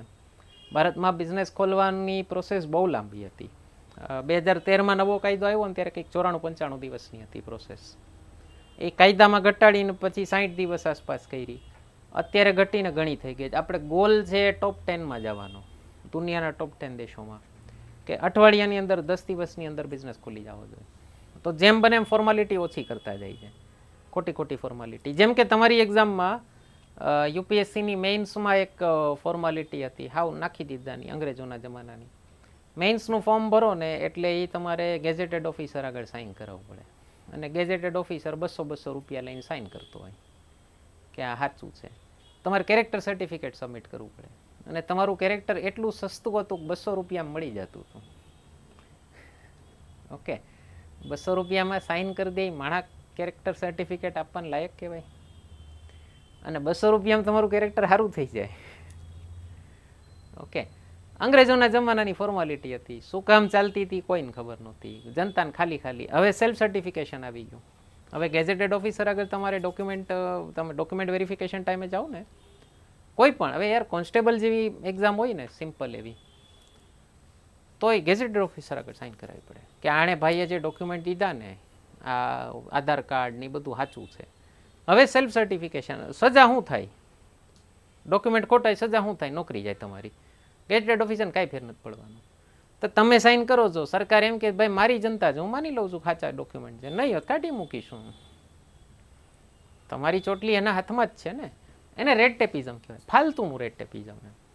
આઈલે રાખતું હતું. ઓકે, જેમ બધું ડિજિટાઇઝ થવા માંડ્યું, હવે ડોક્યુમેન્ટ્સ તમારા ડિજિટાઇઝ થવા માંડ્યા. ડિજી લોકરમાં નાખી દો આધાર કાર્ડ આરે લિંક કરીને, તો તમારે ફિઝિકલ ડોક્યુમેન્ટ કંઈ સબમિટ ન કરવા, ખાલી ડિજી લોકરનો નંબર આપી દો, ઓલા નંબર એન્ટર કરી દે, તમે નવરા. બધી જગ્યાએ ઝેરોક્સ લઈને ફરવાનું ને કઢાવવાની, પછી ઓલા કે ફોટો બરાબર નથી દેખાતો, ના નથી દેખાતું, ઓલું નથી, આમ નથી. ઓકે, જો આ બધું ન કરે ને સરકાર તો શું થાય? ડેવલપમેન્ટની રેસમાં તમારો દેશ પાછળ રહી જાય. ઘણા દેશો પાછળ રહી ગયા છે. ઘણા દેશો એવા હતા કે ગ્લોબલાઇઝેશનનો યુગ શરૂ થયો ને એની પહેલાં ક્યાંય આગળ હતા અને અત્યારે ક્યાંય પાછળ વયા ગયા છે. ઓકે, આપણી આજુબાજુમાંય છે એવા દેશો, ભારતથી નજીક છે એવા દેશો ઘણા. ઓકે, બીજો એક મોટો ફરક શું પડ્યો ગ્લોબલાઇઝેશન આવવાથી? પ્રાઇવેટાઇઝેશન ખૂબ વધી ગયું, કોન્ટ્રાક્ટિંગ આઉટસોર્સિંગ. જેમ કે ઉદાહરણ તમને ખ્યાલ હોય તો ઇલેક્ટ્રિક ઓલી ડિસ્પેચવાળી જે કંપની છે, ડિસ્કોમ્સ કહેવાય છે જેને, એ કેટલા બધા સિટીમાં પ્રાઇવેટ થઈ ગઈ છે. અમદાવાદમાં ટોરેન્ટ પાવર કરીને, ઓકે, ટાટા પાવર, ઓકે, દિલ્હીમાં છે ટાટા, અને મુંબઈમાં એ બધી કેટલી જગ્યાએ આઉટસોર્સિંગ કરી નાખ્યું હતું. ગવર્મેન્ટે આખું કામ ડિસ્ટ્રીબ્યુશનનું કામ આખું સોંપી દીધું પ્રાઇવેટ કંપનીને. અમારે કરવું નથી, કરો તમ તારે. પછી પાણીની સપ્લાય વાત ચાલે છે ઘણી જગ્યાએ કે પાણીની સપ્લાય પ્રાઇવેટને આપી દેવું. રોડ બનાવવાનું તો મેં તમને કીધું ઓલમોસ્ટ પ્રાઇવેટ થઈ ગયું છે, ઓલમોસ્ટ. પાર્કિંગ, આપણે તમે ઓલું મીમ જોયું હશે ને, એક જ સરકારી ડિપાર્ટમેન્ટ છે જે ટાઈમસર કામ કરે છે. તમે ક્યાંય પાર્ક કર્યું હોય વાહન અને આવીને ફટ કરતા નો ટો કરી જાય, એ આટલું ચપળ શું કામ થયું? પ્રાઇવેટ લોકોને આપ્યું એટલે. સરકારી સિસ્ટમ હજી હાલતી હોત ને તો ખખડ દજ જ હોત. વેસ્ટ કલેક્શન કેટલી જગ્યાએ પ્રાઇવેટ થઈ ગયું છે ખબર તમને? ઓલી તમારા ઘરે જે રેગ્યુલર ગાડી આવે છે ને કચરો ઉપાડવા માટે, એ જરૂરી નથી સરકારી, જોઈએ પૂછી લેજો એકવાર. ઓકે, સરકારી ગાડી હશે, કોન્ટ્રાક્ટ આપ્યો છે પ્રાઇવેટ કંપનીઝને, અને એ લોકો કચરાનું શું કરે છે. મારા એક સ્ટુડન્ટે આની કંપની ખોલી વેસ્ટ રિસાયકલિંગની. મને કે સાહેબ કંઈક નામ સારું આપો ને. મેં તો કાચું સોનું પ્રાઇવેટ લિમિટેડ. મારા ભાઈ, કચરો રિસાયકલ કરો છો, કાચું સોનું જ કહેવાય ને. તો પછી હવે એને જરાક ઓલું ઇંગ્લિશનું ભૂત હતું તો એણે રો ગોલ્ડ કર્યું. મતલબ કાચા સોનામાં જે ઇફેક્ટ આવે એ રો ગોલ્ડમાં આવે મારા ભાઈ. આમ તમારા નામ એક્સપોર્ટ કરો યાર, કાચું સોનું એમ. ઓકે, નૂડલ્સ શું છે? કોઈને બાપને ખબર નૂડલ્સ એટલે હું? બધા બોલે જ છે નૂડલ્સ. તમારો શબ્દ કાંઈક તો એક્સપોર્ટ કરો, સોફ્ટ પાવર. હા, ડિરેગ્યુલેશન અને ડાઉનસાઇઝિંગ બહુ શરૂ થઈ ગઈ. ડિરેગ્યુલેશન એટલે સરકારનું રેગ્યુલેશન જેમ બને એમ ઓછું થાય અને સરકાર જેમ બને એમ નાની થતી જાય. ઓકે, જેમ સરકારના કામ ઘટતા જાય એમ સરકારી મશીનરી નાની થતી જાય. સારી વસ્તુ કહેવાય. ઓકે, ગવર્મેન્ટના ફંક્શન આખા ધડમૂળથી ફરવા માંડ્યા છે. હવે આનાથી જાહેર સેવકોને, ઓકે, નગર સેવકોને શું ફરક થશે જેની તમે તૈયારી કરો છો? એનો રોલ બદલાશે. પહેલા રોલ શું રહેતો હતો? કલેક્ટરનો રોલ રહે કે ભાઈ ફ્લાયઓવર બને છે, ડેમ બને છે તો મારે માથે રહેવાનું છે. હવે તમારો રોલ શું થઈ ગયો? કોન્ટ્રાક્ટ આપ્યો છે તો કોન્ટ્રાક્ટ આપવા માટેની પ્રોસેસ શું, એ ટ્રાન્સપેરેન્ટ એની પ્રોસેસ શું, અને કોન્ટ્રાક્ટ અપાઈ ગયો પછી ખાલી તમારો સુપરવાઇઝરી રોલ થઈ ગયો છે. તો સારી વસ્તુ કહેવાય ને. તમે કલેક્ટરને કડિયામાંથી, આર્કિટેક્ટમાંથી એને તમે મેનેજર બનાવી દીધો. જે એનું કામ છે એકચ્યુઅલી એડમિનિસ્ટ્રેશન એટલે મેનેજમેન્ટ.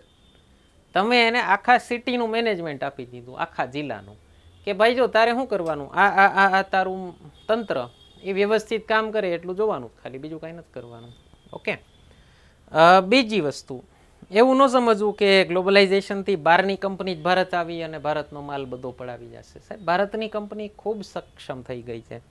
ઓકે, મારા પેપર સોલ્યુશન જોશો ને તો મારા જે આન્સર્સ છે એમાં ફ્રેશનેસ એ હોય કે હું લગભગ પોઝિટિવ નોટથી જ જોતો હોઉં. ઓકે, મેં જીપીએસસીના આન્સર લખેલા છોકરાઓ જોયા. આ હા હા, એટલે જે છોકરાઓએ જીપીએસસી મેઇન્સ લખેલી ને એના આન્સર જોયા, એટલા નિરાશ હતાશ આન્સર હોય. આમ તમને એમ થાય ભારતથી માઈકાંગલો કોઈ દેશ નથી ને, અહીંયા તો બસ પ્રોબ્લેમ જ પ્રોબ્લેમ છે. 5th લાર્જેસ્ટ ઇકોનોમી તો નામની છે. અહીંયા કાંઈ પૈસો, બધા ગરીબીમાં આમ ગર્ત છે. કોઈએ ગાડી તો જોઈએ જ નથી. મોબાઈલ ફોન શું કહેવાય? ઇન્ટરનેટ ભારતમાં ના ના ના ના. આ તો સંકેત સર બોલે છે, હું ટેલિપથીથી જોઉં છું આ વિડીયો. તો સંકેત સર અહીંયા જે ટ્યુટોરિયલ્સમાં બોલે છે, મારી સાધના એટલી થઈ ગઈ છે કે અહીંયા હું બોયલા કઈ ટાઈમે બોયલા એ મને ગામડે દેખાય છે. એવા નિરાશાથી ભરેલા જવાબ હોય ને. વિદેશી કંપનીઓ આવીને ભારતને લૂંટી લે. તમારી કંપની જાય છે મારા ભાઈ. અદાણીએ ઇઝરાયલમાં હાઈફા પોર્ટ, જ્યાં કોઈ હાથ નહોતું નાખતું, ત્યાં અદાણીએ પોર્ટ લીધો છે. ઓસ્ટ્રેલિયામાં અદાણીનું નામ સાંભળી પૂછજો કોઈને, આમ ટેરર છે અદાણીનો. ઓકે, ઈસરોને કેટલા કામ મળે છે ફોરેનના, કેટલા. જે વિન્સ્ટન ચર્ચિલે ભારત માટે ટોન્ટ માર્યો હતો કે એક પોતાની ટાચણી નહીં બનાવી શકે, એ ઇંગ્લેન્ડની સેટેલાઇટ ઈસરો લોન્ચ કરે. એરટેલ કેટલું મસ્ત કામ છે વિદેશોમાં. ઓકે, રિલાયન્સના કેટલા મસ્ત કામ છે વિદેશોમાં. તો તમારી કંપનીઝ પણ ફોરેન જશે. ત્યાંના પબ્લિક એડમિનિસ્ટ્રેશનમાં તમારી કંપનીઝનો રોલ હશે. દુનિયાનું ઇન્ફ્રાસ્ટ્રક્ચર ભારતની કંપનીઝ બનાવશે ધીમે ધીમે. હજી 2-4 નામ છે, વધશે આવનારા દિવસોમાં. ઓકે, યસ, એક બીજો મોટો ફાયદો થયો. અત્યારે છે ને સરકારોને ફંડ બહુ મળવા માંડ્યા અને બોન્ડ ઇસ્યુ થવા માંડ્યા ગ્લોબલાઇઝેશનના કારણે. લોકોને ખબર પડી કે ઓકે ગવર્મેન્ટમાં ઇન્વેસ્ટ કરાય. તો તમને ખબર છે RMC AMC a bond issue કરેલા છે. Rajkot municipal corporation bond issue કરે, ખબર તમને? સૌરાષ્ટ્ર કચ્છ સ્ટોક એક્સચેન્જમાં. અને રાજકોટના રસ્તા બનાવો. એએમસી બોન્ડ ઇસ્યુ કરે છે. એએમસીને વર્લ્ડ બેંકની લોન મળેલી, ખબર તમને? કોઈ સમય હતો ભારત સરકારને વર્લ્ડ બેંકની લોન મળે ને તો બહુ મોટી વાત કહેવાતી કે ઓહો હો, વર્લ્ડ બેંકે લોન આપી, આ કન્ડિશનથી લોન આપી. હવે ભારત સરકાર નથી લેતી વર્લ્ડ બેંક આગળ લોન. ભારત સરકાર ભારતીય જનતા આગળ બોન્ડ લે છે. તમે ભારતનું જાહેર દેણું જેટલું પણ જોશો ને, એમાં મોટા ભાગનું દેણું ભારતની જનતા આગળનું બોન્ડ દીધેલા છે. મેં હમણાંની તમને ન્યૂઝ કહું, ભારતના બોન્ડ, લોંગ ટર્મ બોન્ડ વિદેશી માર્કેટમાં એટલા વેચાય છે કે સેબીએ એના ઉપર લિમિટ લગાવવી પડી. ઓકે, એટલા વેચાય છે. આરબીઆઈને સેબીને ચિંતા છે કે આ લોકો જ્યાદા ઇન્વેસ્ટ કરશે, તમને ફોરેન એક્સચેન્જમાં પ્રોબ્લેમ થશે. ઓકે, જમાનો બદલાઈ ગયો છે યાર. ઓકે, આ લોકો છાપા નહીં વાંચતા હોય, ખબર નહીં. ઓકે, અને ગ્લોબલ રેન્કિંગ આપણી યુટિલિટીઝને, આપણી બીઆરટીએસને, આપણા ઓલું કેટલા બધા પ્રોજેક્ટ્સ છે જેને વર્લ્ડ બેંક ને બધી ગ્લોબલ એજન્સી આપણને રેન્કિંગ માંડી આપવા. તો એ પણ એક બહુ પોઝિટિવ વસ્તુ કહી શકાય. બરાબર. જુઓ, વર્લ્ડ બેંકે અમદાવાદ મ્યુનિસિપલ કોર્પોરેશનને લોન આપેલી છે. બીઆરટીએસના અમદાવાદના પ્રોજેક્ટ જોવા માટે વર્લ્ડ બેંક આવેલી જ્યારે લોન્ચ થયું ને બીઆરટીએસ ત્યારે. ઓકે ઓકે, એના પછીનો સીધો 13મો ક્વેશ્ચન છે, વચ્ચેના એથિક્સના ક્વેશ્ચન છે, એ નેક્સ્ટ વિડીયોમાં બતાવીશું. બહુ મસ્ત ક્વેશ્ચન છે. ડેવલપમેન્ટ ઓફ એડમિનિસ્ટ્રેશન કે એડમિનિસ્ટ્રેશન ફોર ડેવલપમેન્ટ, એને કમ્પેર કરવાનું છે. શું મતલબ થાય ડેવલપમેન્ટ ઓફ એડમિનિસ્ટ્રેશન? એટલે તમારું જે વહીવટી માળખું છે, એડમિનિસ્ટ્રેટિવ સ્ટ્રક્ચર છે, એ બનાવવું. એટલે એના માટે ઇન્સ્ટિટ્યુશન બનાવવા, એના માટે ભરતી કરવી, એના નિયમો બનાવવા, ઓકે, એના માટે ચેક્સ એન્ડ બેલેન્સીસ મૂકવા, એ બધું એડમિનિસ્ટ્રેશન, વહીવટી માળખું બનાવવું. અને આ શું છે? Administration four development. ભાઈ એડમિનિસ્ટ્રેશન છે શેના માટે? દેશના વિકાસ માટે. ઓકે, હવે આ બેયને કીધું છે તમને કે આ બે કઈ રીતે ડિફરન્ટ છે એ ચર્ચા કરો. તો જેમ કે ડેવલપમેન્ટ ઓફ એડમિનિસ્ટ્રેશનનો મતલબ શું થાય? એના માટેના ઇન્સ્ટિટ્યુશન્સ બનાવવા. ઓકે, જેમ કે આપણે આઝાદ થયા તો પહેલી જરૂરિયાત શું હોય? તો બધા ઇન્સ્ટિટ્યુશન્સ બનાવવા માટેની, આઈએએસ, આઈપીએસ, એના માટેના નિયમો લિપિબદ્ધ કરવા, સિવિલ સર્વિસીસ રૂલ્સ બનાવવા. પછી માની લો શેર બજાર માટે તો સેબી બનાવ્યું. ઓકે, પછી માની લો ધીમે ધીમે ખ્યાલ આવે તમને કે હવે મની લોન્ડરિંગ થાય છે તો એના માટે ઈડી બનાવવું પડે. ઓકે, મતલબ કાળા નાણાં માટે. પછી તમને ખ્યાલ આવે કે કરપ્શન થાય છે તો એના માટે સીબીઆઈ બનાવવું પડે. ઓકે, વગેરે વગેરે, એના માટેના ઇન્સ્ટિટ્યુશન્સ બનાવવા પડે. પછી તમને ખબર પડે કે વસ્તુઓ લોકો સુધી નથી પહોંચતી તો એના માટે સોશિયલ ઓડિટ વગેરેની વ્યવસ્થા કરવી પડે. તો આને કહેવાય ડેવલપમેન્ટ ઓફ એડમિનિસ્ટ્રેશન. કોનું કામ છે એ કામ એને પહોંચી જવું જોઈએ અને એ કામ થઈને છેલ્લા માણસ સુધી લાસ્ટ માઇલ ડિલિવરી જેને કહેવાય, અંત્યોદય. બરાબર. તો આ થયું ડેવલપમેન્ટ ઓફ એડમિનિસ્ટ્રેશન. જવાબદારી નક્કી કરવી, કોઈને પણ અધિકાર આપો, સત્તા આપો એટલે એનો દુરુપયોગ થાય. એ દુરુપયોગ ન થાય એના માટેના મિકેનિઝમને કહેવાય ચેક્સ એન્ડ બેલેન્સીસ. ગુજરાતીમાં એને કહેવાય છે નિયંત્રણ અને સંતુલન. તમારી સ્કીમ્સમાં, તમારા કામમાં લીકેજીસ થાય છે કે નહીં એ ચેક કરવું પડે. અને અંત્યોદય, લાસ્ટ માઇલ ડિલિવરી. એના માટે નાની પ્રોસેસ હોવી જોઈએ. ઓકે, પ્રોસેસ તમારી સ્મૂધ હોવી જોઈએ. રેડ ટેપિઝમ ઓછું હોવું જોઈએ. ફાલતુની જે લચર એક હાઈલે રાખતી હોય, લાંબી લાંબી ફોર્માલિટી, એ ઓછી હોવી જોઈએ, જે આપણે આઝાદી પછી વર્ષો સુધી જોઈ છે. એડમિનિસ્ટ્રેશન હતું પણ એ એવું એડમિનિસ્ટ્રેશન હતું કે જનતાને હેરાન કરતું. હજી એ છે ઘણી જગ્યાએ. હવે શું છે, ઘટવા માંડ્યું છે. સોશિયલ મીડિયાથી એક અવેરનેસ ફેલાય છે. હવે સરકારો સારી આવવા માંડી, પ્રોએક્ટિવ સરકારો આવવા માંડી, લોકોમાં જાગૃતતા વધી. ઓકે, તો સરકારો ઉપર એક પ્રેશર બનવા માંડ્યું કે ભાઈ જનતા પૂછશે હો, તમે આરામથી કોઈને પણ સવાલ પૂછી શકો. પછી આ ઇન્ટરનેટના કારણે શું થયું, ન્યૂઝ ચેનલો ઢગલાબંધ ખુલી ગઈ અને યુટ્યુબવાળી ન્યૂઝ ચેનલો તો કેટલી બધી ખુલી ગઈ. ઓકે, જે આખો દિવસ શું ગોતતા હોય, કાંઈક ન્યૂઝ મને મળી જાય. ઓકે, ક્યાં કયો અધિકારી કરપ્ટ છે, કોણ મળી ગયું, કોણ પકડાઈ ગયું, મતલબ બધાને વાયરલ થવું હોય ને ફટાફટ.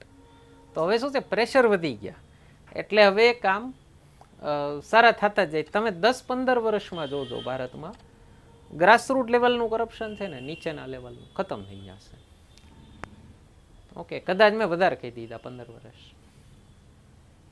ઓકે, તમારે જે ઓલા નીચેના રૂપિયા દેવા પડતા હતા ને, હવે મને કયો છે પોલીસ વાળાને કેટલી વાર દેવા પડે, તમે ટ્રાફિક વાળાને? જનતાને નથી ગમતું, ચલણ ઘરે આવી જાય ને, નેગોશિએટ ન થાય ને. પેલા તો હું તમને પૂછતા ને ઓલા કે 500, તો તમે એમ કહો 200.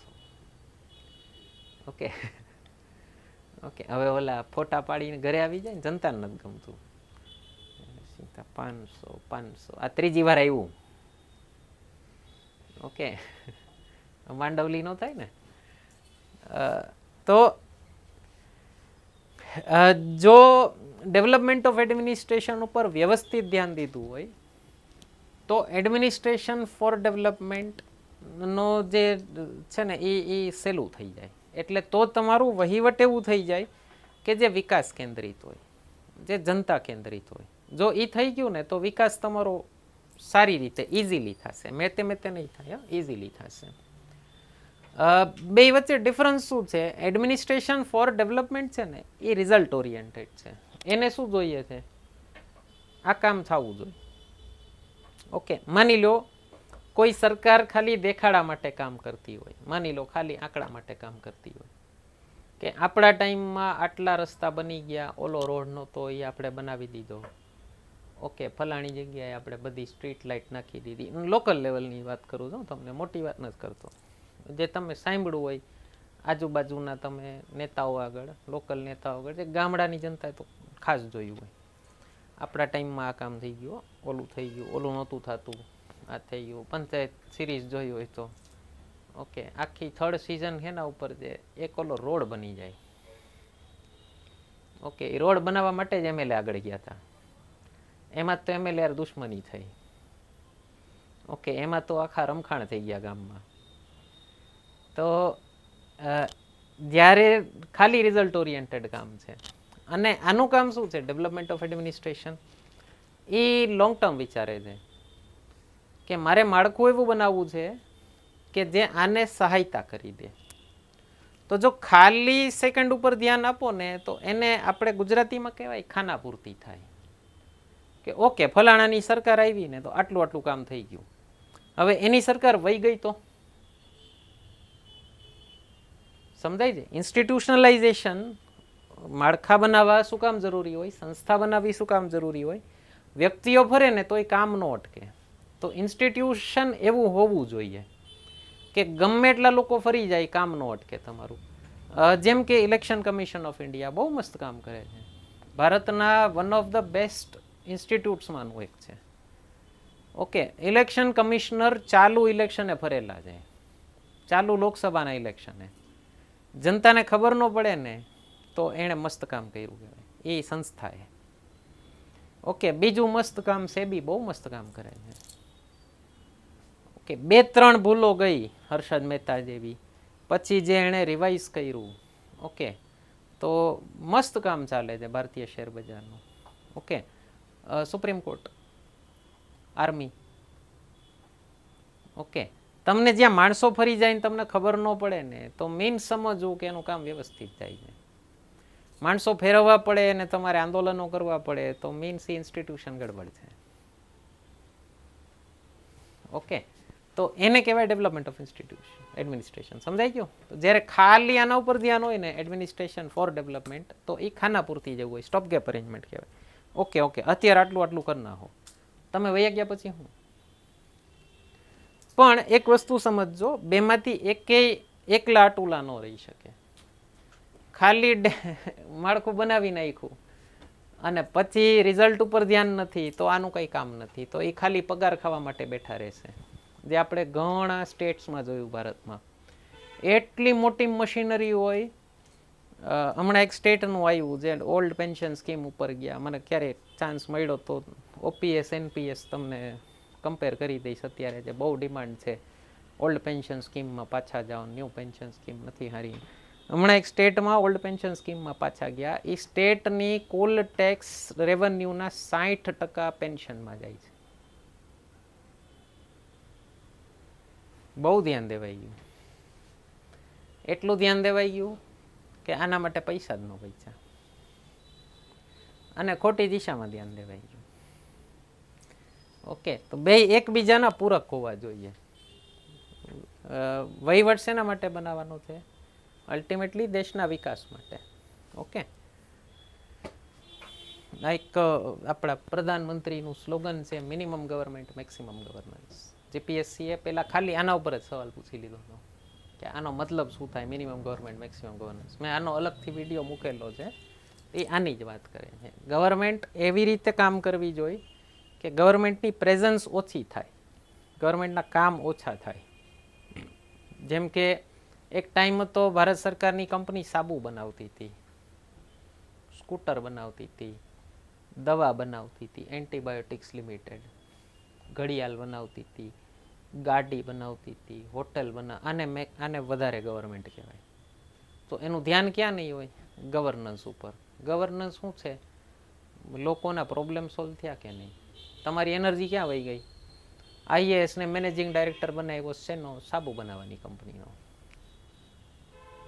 એનું કામ છે. ઓકે, એના પછીનો પ્રશ્ન છે, વિકાસની પ્રક્રિયામાં સરકાર ઉપરાંત નાગરિક સમાજની સંસ્થાઓ અને એનજીઓ પણ હિસ્સેદાર બન્યા છે. In the development process besides the government, એટલે સરકાર સિવાય સિવિલ સોસાયટી અને એનજીઓ પણ હવે ભાગીદાર થઈ ગયા છે ડેવલપમેન્ટ પ્રોસેસમાં. આ ઘટનાક્રમને સ્પષ્ટ કરો. પહેલાં તો બેની ડેફિનેશન જોઈ લઈએ. સિવિલ સોસાયટી એટલે શું?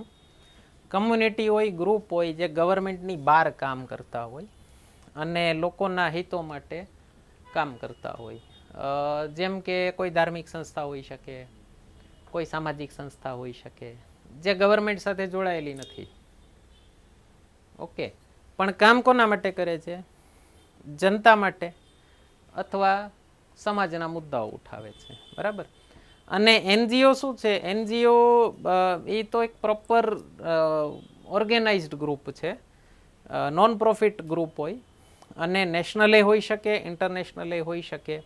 એનો પર્પઝ શું હોઈ શકે? સોશિયલ હોઈ શકે, સામાજિક હોઈ શકે, પોલિટિકલ હોઈ શકે, હ્યુમેનિટેરિયન માનવતાવાદી હોઈ શકે. ઉદાહરણ, ઇન્ટરનેશનલ એનજીઓમાં યુએનની બધી સંસ્થાઓ અલગ અલગ જેટલી છે એ બધી આવી ગઈ. લાયન્સ ક્લબ ઇન્ટરનેશનલ છે.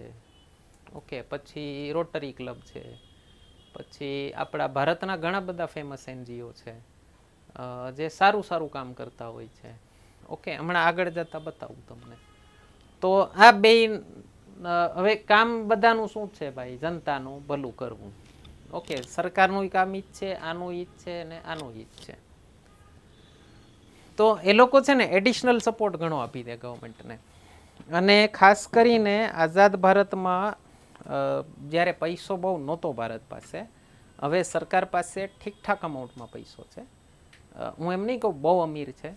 લોકો ઘણીવાર શું કરતા હોય? ભારત સરકારનું બજેટ જોતા હોય. ઓકે, પછી પોતાની ડિમાન્ડ લઈને જાય કે અમે તો 50 કરોડમાં. કે ભાઈ તારા જેવા કેટલાય આવતા હોય. ઓકે, આપણે શું કરીએ? નર્મદા જોવા જાય ને, ઓહો આટલું બધું પાણી છે, આમાં મારે કેટલું જોશે? પણ ભાઈ એના ઉપર કરોડો નભે છે. તમે એકલા, તમારા એકલાનો ટાંકો નર્મદાથી નથી ભરાતો. ઓકે, તો સેમ એવી જ ભૂલ લોકો સરકારમાં કરે. અત્યારે ભારત સરકાર પાસે ઠીકઠાક પૈસા છે, બહુ સારા પૈસા હું નહીં કહું, પણ એક સમય હતો જ્યારે ભારત સરકાર પાસે આમ કહો ને પૈસા જ નહોતા. અને ગમે એવડી સરકાર થઈ જાય, ચાહે અમેરિકાની સરકાર હોય, તમારે સિવિલ સોસાયટી પણ જોશે અને બીજા સંગઠનો જોશે જે તમને મદદ કરે. અમેરિકામાં એવા કેટલાય સંગઠનો છે સાહેબ જે ગરીબો માટે કામ કરે છે, કિચન ચલાવે છે. અને ક્રિસમસ અને ન્યૂ યર ઇવ ટાઈમે સ્પેશિયલ કિચન ચાલતા હોય કે જે લોકોને ઘર બહાર નથી એ લોકોને કંઈક એમ ફેસ્ટિવલમાં એમ સારું જમવાનું મળે ગરીબો માટે, હોમલેસ લોકો માટે. તો જ્યાં સરકાર નથી પહોંચી શકતી ત્યાં આ લોકો પહોંચશે, સિવિલ સોસાયટી. જેમ કે આપણે હમણાં એક બહુ મોટી મહામારી ગઈ. ઓકે, આપણે જોયું કેટલા બધા મંદિરોએ ભાઈ કીધું કે અત્યારે દર્શન તો કરવાની મનાઈ છે, આપણા મંદિર ખાલી ખમ પડ્યા છે, તો હોસ્પિટલ માટે ખોલી દીધા હતા. કેટલા કમ્યુનિટી હોલ, ઓલી કાસ્ટના હોલ હોય ને, ઓકે, વાડી, જે તે કાસ્ટની વાડીઓ હોય ને, હા, એ ઓલા ક્વોરન્ટાઇન સેન્ટર તરીકે આપી દીધી હતી કે હલાવો તમ તારે વાપરો. ઓકે, સ્વતઃ સમાજે ખોયલું છે. કેટલા લોકોએ કિચન ચલાવ્યા છે, કેટલી સંસ્થાઓએ કે ભાઈ તમને ઘરમાં બધાને બીમારી થઈ ગઈ હોય, કોઈ રાંધી ન શકે ને, અથવા ઘરના મેઇન વ્યક્તિઓને બીમારી થઈ ગઈ છે કે જે રાંધે છે એને, તો હવે બધા ખાવાનું ક્યાંથી કાઢશો? હોટેલો બંધ હતી, તો ટિફિન પહોંચાડ્યા છે લોકો સુધી, કીટ બનાવીને પહોંચાડી. સરકાર મફતમાં રાશન દેતી હતી, છતાંય લોકોએ પોતાની કીટ બનાવીને. આ તો તમને જસ્ટ એક હમણાં તાજેતરમાં એક બહુ સદીનો એક ઇવેન્ટ ગયો એટલે ઉદાહરણ દઉં છું. કદાચ આપણે લોકો જીવશું ત્યાં સુધી નહીં ભૂલીએ એને. ઓકે, પૌત્રોને કહેશો આવો સમય હતો, એમ કે હું ફાંકા મારો છું. 2 મહિના ઘરમાં પુરાઈને રહ્યા હતા, એને કદાચ માનવામાં નહીં આવે. ચાઇનાવાળા બીજું કાંઈ ન બનાવે તો, ઓકે, બાકી ચાઇનાવાળા ધારે તો દર પેઢીને આ દિવસો બતાવી શકે એમ છે. તો ઓકે, જેમ કે અત્યારે પણ તમે જોતા હો ઘણી જગ્યાએ હેલ્થ કેમ્પ રેગ્યુલરલી થતા હોય છે, બ્લડ ડોનેશન કેમ્પ થતા, સિવિલ સોસાયટી જ કરે છે ને, અને સિવિલ હોસ્પિટલમાં એમને પહોંચાડી આવે છે. થેલેસેમિયાના કેમ્પ થતા હોય, કેટલા થતા હોય છે. ઓકે, ગામડે ગામડે જતા હોય, ખાલી દાંત પાડવાના કેમ્પ થતા હોય, ખબર તમને? અને ડેન્ટિસ્ટ થાકી જાય દાંત પાડી પાડીને, રવિવારે બિચારો જામ્યો હોય. હા, મેં જોયેલા છે. એટલા ડોહા ડોહીઓ આવે, બેટા આ દુખે છે, બેટા આ દુખે છે. ઓલો જોઈને કે ઓહો માડી, આ તો 4 કાઢવા પડશે. એને એમ હોય, ઓલાને માડીને એમ હોય કે એક જ છે. ઓલા એમ કે 2 બાજુ આ કાઢવા પડે એમ છે ને 2 બાજુ આ કાઢવા પડે. ઓકે, તો ઘણી બધી જગ્યાએ જ્યાં સરકાર પહોંચી નથી શકતી, હાવ છેવાડાના ગામમાં. ઓકે, મેં ધાર્મિક સંસ્થાઓની સ્કૂલો મફત ચાલતી જોયેલી છે. અને જેને તમે ગાળો દેતા હો ને બાવાઓ શું કરે છે, બહુ મસ્ત કામ કરતા જોયેલા છે મેં. દાહોદમાં અને છોટાઉદેપુરમાં, જ્યાં તમે નથી જવાના, જ્યાં તમારા મોટા મોટા મંદિરો નથી જવાના, ત્યાં એનો એક લોકલ બાબો બેઠો હશે, સારું એવું ફંડ ઉઘરાવતો હશે બધેથી. એ બાવો ફેમસ થઈ ગયો હશે ટીવીમાં આવીને. ઓકે, અને એ શું કરે છે તો કે સાવ એકદમ ટ્રાઇબલ એરિયામાં સ્કૂલ ચલાવે મફત, 1 રૂપિયો લીધા વગર. ઓકે, હોસ્પિટલ ચલાવે છે. તો આ રામકૃષ્ણવાળાનું કેટલું મસ્ત કામ છે. ખાલી હોસ્પિટલનું કામ જોઈ લેશો, એજ્યુકેશન ઉપર કેટલું મસ્ત કામ કરે છે રામકૃષ્ણ મિશનવાળા. ઓકે, ઘણી જગ્યાએ મેં જેમ કીધું બહુ સારું કામ છે. એક ઉદાહરણ મેં તમને કીધું, ઇન્ડિયન એનજીઓનું એક ઉદાહરણ આપીશ. ઇસ્કોનનું એક સંગઠન છે Akshayapatra. Okay, mid day meal જ્યારે ભારત સરકારે ચાલુ કર્યું ને, મધ્યાહન ભોજન યોજના, સ્કૂલોમાં મફત ભોજન આપતી હતી, બહુ મોટું કામ અક્ષયપાત્રએ સંભાળેલું છે. અને દુનિયાનું રોજના જે બાળકો જમાડવાની જે સંખ્યા હોય ને, એમાં દુનિયાનું લાર્જેસ્ટ ઓર્ગેનાઇઝેશન છે. અને એટલું મસ્ત કામ છે, યુટ્યુબમાં સર્ચ કરજો અક્ષયપાત્ર. એના કિચન્સ છે સાહેબ, વિશાળ કિચન. ઓલા બધા ખીચડી બનાવવાના મશીન ને બધા માસ યુઝ શરૂ કરવા વાળા સંગઠનોમાંનું એક. ઓલા રોટલી બનાવવાના મશીન ને. ઓકે, હોસ્ટેલ હોય, લાઇબ્રેરી હોય. જેમ કે આપણે ગુજરાતમાં મને બહુ મસ્ત વસ્તુ દેખાણી, દરેક જ્ઞાતિના હોસ્ટેલ હોય. ઓકે, ક્યારે બનેલા છે? જ્યારે સરકારો પાસે હોસ્ટેલ બનાવવાના પૈસા જ નહોતા. ઓકે, પૂછી લેજો, બધાના પપ્પા લોકો કદાચ ક્યાંક ક્યાંક ભણ્યા હશે, અમદાવાદ ભણ્યા હોય, બોમ્બેમાં મેં સાંભળેલા આપણે બધા ગુજરાતની કાસ્ટના હોસ્ટેલો છે. નોકરી કરવા ગયા હોય ને કાંઈ કોઈને ઓળખતા ન હોય ને રોકાણા ક્યાં હોય તો કે મહાજનની હોસ્ટેલમાં, જ્ઞાતિની હોસ્ટેલમાં. ઓકે, બીજું કામ શું છે? પ્રેશર ગ્રુપ તરીકે કામ કરી શકે. આમાં મોસ્ટલી એનજીઓ આવે, સિવિલ સોસાયટી પણ આવે છે. અને એની 2 ઇફેક્ટ હોઈ શકે. પ્રેશર ગ્રુપ એટલે સરકારને અમુક કામ કરવા અથવા ન કરવા મજબૂર કરવું, એને પ્રેશર ગ્રુપ કહેવાય. જેની પાસે ઠીકઠાક એવી ફોલોઈંગ છે, ડેમોક્રેસીમાં થઈ શકે ફોલોઈંગ હોય તો એની પોઝિટિવ ઇફેક્ટ પણ હોય અને નેગેટિવ પણ હોય. જેમ કે યુનાઇટેડ નેશન્સ બધી જગ્યાએ સારું જ કામ કરે છે એવું જરૂરી નથી હો. ઓકે, ઘણી જગ્યાએ બહુ ખરાબ કામોમાં લિપ્ત રહેલું છે. ઓકે, અને આમ ગ્રે એરિયા આવી જાય, તમને એમ થાય કે આનું શું કરવું. ઓકે, એ જે કામ હોય ને એવું હોય કે તમને એમ થાય કે આ તો ક્ષમ્ય જ નથી. અને ઘણીવાર એવા કામથી બીજો એક કામ થઈ જતું હોય તો તમને એમ થાય કે ઓહ, આ છે તો કરે છે, નહીંતર કોઈ ન કરે. તો પોઝિટિવ નેગેટિવ બે ઇફેક્ટ હોય. ઘણીવાર તખ્તા પલટ કરવામાં આવા સંગઠનો બહુ કામ કરતા હોય. બીજા દેશમાં કામ કરતા હોય સેવાભાવી સંસ્થા તરીકે, પણ એકચ્યુઅલ રિમોટ કોક બીજાના હાથમાં હોય અને ફંડિંગ કંઈક બીજું કરતા હોય. એ દેશમાં પ્રોટેસ્ટ ને એવું બધું ફંડિંગ કરતા હોય કે ત્યાંની સરકાર પાડવાની, ત્યાંની સરકાર આપણા કામની નથી. ઓકે, ચાઇનાનું એક કન્ફ્યુશિયસ ઇન્સ્ટિટ્યૂટ કરીને છે, તો એણે યુરોપના અને અમેરિકાના દેશોમાં એટલી કોલેજોમાં ઘૂસપેઠ કરી લીધી છે કે કોલેજોના પ્રોફેસરો બધા પ્રો ચાઇના જ ભણાવે છે. જો આમાં ક્યાંય ભારત નથી લખ્યું, ક્વેશ્ચન બરાબર વાંચવો, ભારત નથી લખ્યું. ઇન્ટરનેશનલ એક્ઝામ્પલ દેશો તમારો ક્વેશ્ચન સીધો, તમારો જવાબ બીજા કરતાં જુદો તરી જાય સીધો. બધા ભારત ભારત ભારત ભારતને જ ગાળું દેતા. ચાઇનાને ગાળું દો મારા ભાઈ, દેવાય. ઓકે, એમાં કાંઈ વાંધો નહીં. ઓકે, એ લોકો પ્રોફેસર્સને ને રાઇટર્સને એને ફંડ કરે છે, કન્ફ્યુશિયસ ઇન્સ્ટિટ્યૂટ ચાઇનાનું, કે તમારે ચાઇનાની ફેવરમાં જ લખવાનું, ચાઇનાની ખિલાફ લખવાનું જ નહીં. તો પોઝિટિવ નેગેટિવ બે ઇફેક્ટ હોઈ શકે. ઓકે, એજન્ડાથી ચાલતા હોય, ઓકે, બીજા છુપાયેલા મકસદ હોય, ઘણું બધું હોઈ શકે. સોલ્યુશન શું? પ્રોબ્લેમ ચર્ચા થઈ ગઈ, સારું કામ ચર્ચા થઈ ગયું, પ્રોબ્લેમ ચર્ચા કરી. સોલ્યુશન શું? સેફગાર્ડ બનાવવા પડે તમારે, એના નિયમો બનાવવા પડે. જેમ કે ભારત સરકારે હમણાં નિયમ હતો, અમલીકરણ હવે શરૂ કર્યું. FCRA રેગ્યુલેશન્સ છે, ફોરેન કન્ટ્રીબ્યુશન રેગ્યુલેશન્સ એક્ટ. કોઈ પણ એનજીઓને ફોરેન ફંડિંગ આવતું હોય તો એને ફરજિયાત ઓડિટ કરાવવું પડે, બધું કહેવું પડે ક્યાંથી આવે છે. ન કર્યા તો ભારત સરકારે કેટલા બધા એનજીઓના લાઇસન્સ કેન્સલ કર્યા. તો એ સેફગાર્ડ બનાવવા પડે, એ મજબૂત કરવા પડે. ઓકે, સારા એનજીઓ હોય, સારા ગ્રુપ્સ હોય, એને એન્કરેજ કરવા પડે. ઓકે, જેનાથી સારા લોકોને આગળ આવીને કામ કરવાની ઈચ્છા થાય. ઓકે, અને ઘણી જગ્યાએ સામાજિક કાર્યોમાં મદદ બહુ સારી કરી શકે. જેમ કે દહેજ પ્રથા નથી બંધ થતી. લ્યો, ગુજરાતમાં મોટા ભાગે બંધ થઈ ગઈ છે, મોટા ભાગે. બિહાર જેવા સ્ટેટમાં થાકી ગઈ સરકાર, નથી બંધ થતી. લ્યો, એમાં કાસ્ટવાળા ગ્રુપ્સ હોય ને બહુ મદદ કરી શકે. માની લો તમે એક એક કાસ્ટથી ચાલુ કરો કે ભાઈ અમે નહીં લઈ હવેથી, તો એક હેલ્ધી રાઇવલરી શરૂ થઈ જાય. ભાઈ ઓલી કાસ્ટે બંધ કરી દીધું, આપણે બંધ કરી દઈ. ઓકે, બાળ વિવાહ મદદ લઈ શકો તમે. શિક્ષા કે ભાઈ છોકરીઓને એટલીસ્ટ 12મા સુધી ભણા, 18 વર્ષ સુધી લગ્ન તો કરવાનું નથી, તો 12મા સુધી સ્કૂલે તો મોકલો. અને 12મા સુધી સ્કૂલે મોકલશે તો બાળ વિવાહ એમને બંધ થઈ જશે.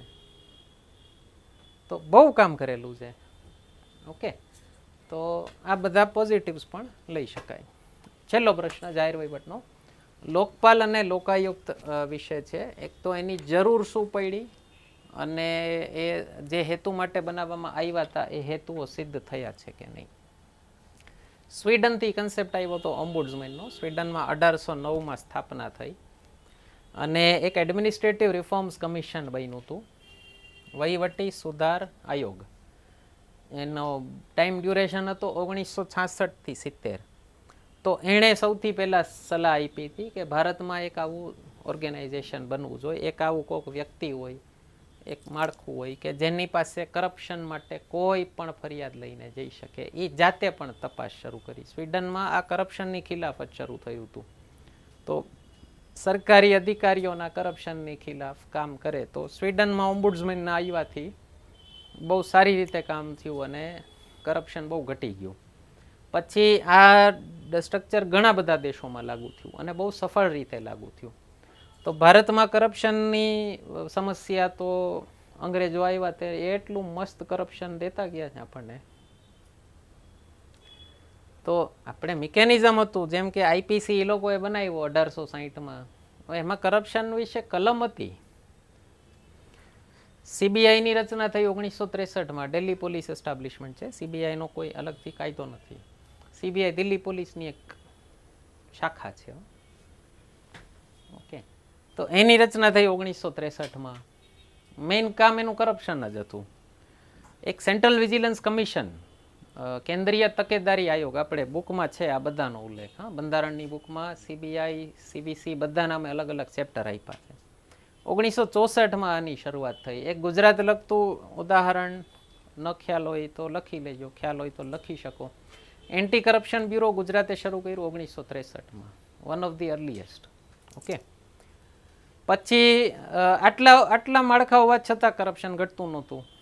એટલે બહુ ડિમાન્ડ રહેતી હતી કે એક કંઈક આવું બનાવો. 10 વાર પાર્લામેન્ટમાં બિલ આવ્યું આનું, પણ લોકસભા ભંગ થવાના કારણે દર વખતે લેપ્સ થઈ જતું હતું બિલ. તો છેલ્લે એક અન્ના હઝારે મુવમેન્ટ ચાલુ થઈ 2010માં, ઇન્ડિયા અગેન્સ્ટ કરપ્શન. કેજરીવાલ લઈને આવ્યા હતા અન્ના હઝારેને. અન્ના હઝારે કેજરીવાલને લઈને નહોતા આવ્યા. તો ઓકે, તો એના પરિણામ સ્વરૂપ બહુ મોટી એક સફળ આંદોલન થયું હતું. અને એના પરિણામ સ્વરૂપ ભારત સરકારે સંસદમાં લોકપાલ લોકાયુક્ત એક્ટ 2013 પાસ કર્યો. 16 જાન્યુઆરી 2014થી અમલમાં આવ્યો. મેં આપ્યું છે લોકપાલને, એનું પણ આપ્યું છે બુકમાં, બધું આપ્યું છે, ઇતિહાસ આખો આપ્યો છે. હવે જરૂર શું કામ પડી લોકપાલની? તો કે સીબીઆઈ ને એ બધા પોતે ઇન્ડિપેન્ડન્ટ નહોતા. સુપ્રીમ કોર્ટે સીબીઆઈ વિશે કીધેલું છે કે પિંજરામાં પૂરેલો પોપટ છે, કેજ્ડ પેરેટ છે, જે સરકાર હોય એના કયા પ્રમાણે બોલે છે. અમુક તો ખાલી એડવાઇઝરી બોડી છે, ઘણી બધી છે, આગળ મેં બધા નથી દીધા. તો અમુક ખાલી એડવાઇઝરી બોડી છે, એ સલાહ આપી શકે કે ભાઈ ફલાણાએ આવું કર્યું છે તો આની ખિલાફ કદમ લ્યો. ન લેવાય તો સજા નથી આપી શકતી કોઈ. બીજી વસ્તુ, બધી એજન્સી મેનેજ થઈ ગઈ. ઘણીવાર એવું થયું કરપ્શનની ખિલાફ કોઈ એજન્સીને બનાવી હતી, એ ઓલા કરતાં વધુ કરપ્ટ થઈ ગયા. એ કરપ્ટ ઓફિસર આગળ પૈસા લેવા માંડ્યા. જો તમારી ખિલાફ કમ્પ્લેન છે, કેટલા ખાધા હતા? તો એટલે એમ નીકળે 50 લાખ. સારું, 25 અમારા, 25 તમારા. ઘણીવાર 30 અમારા, 20 તમારા. ઓલો કે પણ મહેનત મેં કરી, તમારી માથે હું બેઠો છું. ઓકે, તો એ પણ મેનેજ થઈ ગયા. તો લોકપાલ લોકાયુક્ત એક્ટની એક જરૂર પડી. કામ શું હોય લોકપાલનું? પ્રધાનમંત્રી સુધી બધાને ઇન્વેસ્ટિગેટ કરી શકે. અને કેન્દ્ર સરકારના તમામ કર્મચારીઓ, group A, B, C, D બધા, ચપરાસી પણ કરપ્શન લે તો લોકપાલ એની ખિલાફ કામ કરી શકે. મંત્રીઓ આવી ગયા, મેમ્બર ઓફ પાર્લામેન્ટ આવી ગયા, બધા આવી ગયા, છેક પ્રધાનમંત્રી સુધી બધાનું કરપ્શન ચેક કરી શકે. એવી રીતે લોકાયુક્ત છે એ રાજ્યમાં હોય. લોકાયુક્ત મુખ્યમંત્રી સુધી બધાની જાંચ કરી શકે. ઓકે, આનું એક માળખું મેં બુકમાં આપ્યું છે, એટલે રિપીટ નથી કરતો. એક એના ચેરમેન હોય અને મેમ્બર્સ હોય છે, અને એનું સિલેક્શન માટેની એક કમિટી હોય છે. એ કમિટીમાં છે પ્રધાનમંત્રી, speaker Lok Sabha, leader of opposition Lok Sabha, chief justice of India અથવા તેના દ્વારા નામાંકિત એક જજ સુપ્રીમ કોર્ટના, અને આ ચારેય દ્વારા નામાંકિત એક એમિનન્ટ જ્યુરિસ્ટ. એમિનન્ટ જ્યુરિસ્ટ એટલે એક કાયદા વિશેષજ્ઞ. આ 5 લોકોની કમિટી બની અને લોકપાલ અને એના મેમ્બર્સની નિયુક્તિ કરે છે. હવે તકલીફ શું થઈ? લોકપાલનો કાયદો મોટે ઉપાડે બની ગયો, પણ અપોઇન્ટમેન્ટ નહોતી થતી. લોકપાલની અપોઇન્ટમેન્ટ 2018 પછી થઈ. લોકાયુક્ત હજી ખાલી 16 રાજ્યોમાં છે.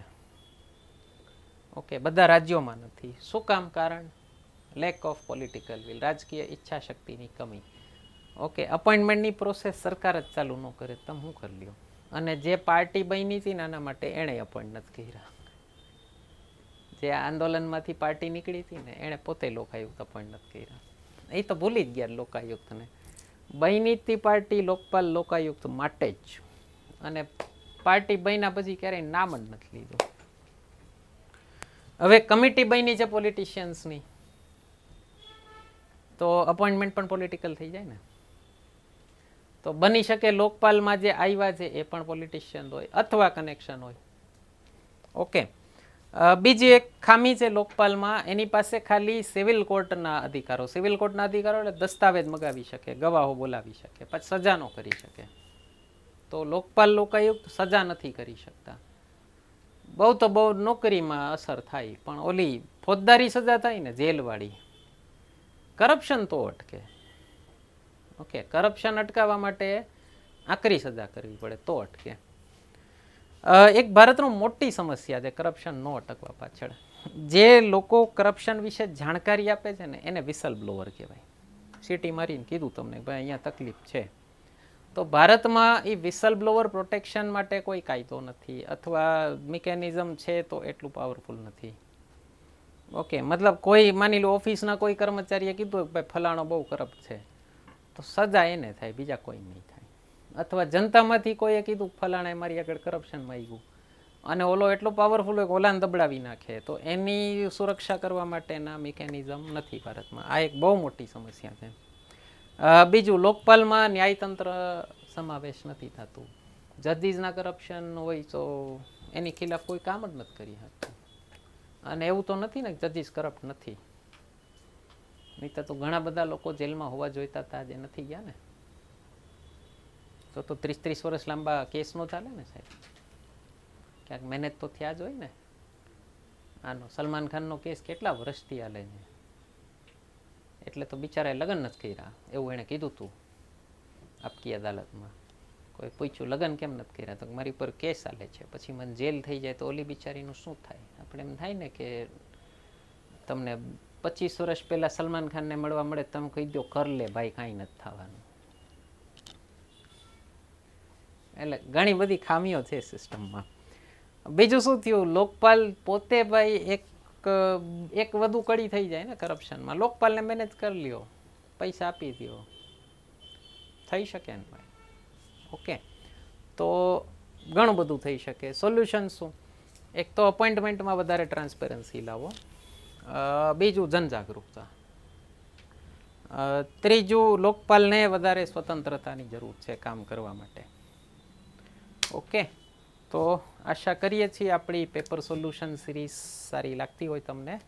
નેક્સ્ટ વિડીયોમાં મળીએ છીએ એથિક્સવાળા પેપર સોલ્યુશનમાં. લાઇક, શેર, સબસ્ક્રાઈબ કરવાનું ભૂલતા નહીં. ધન્યવાદ.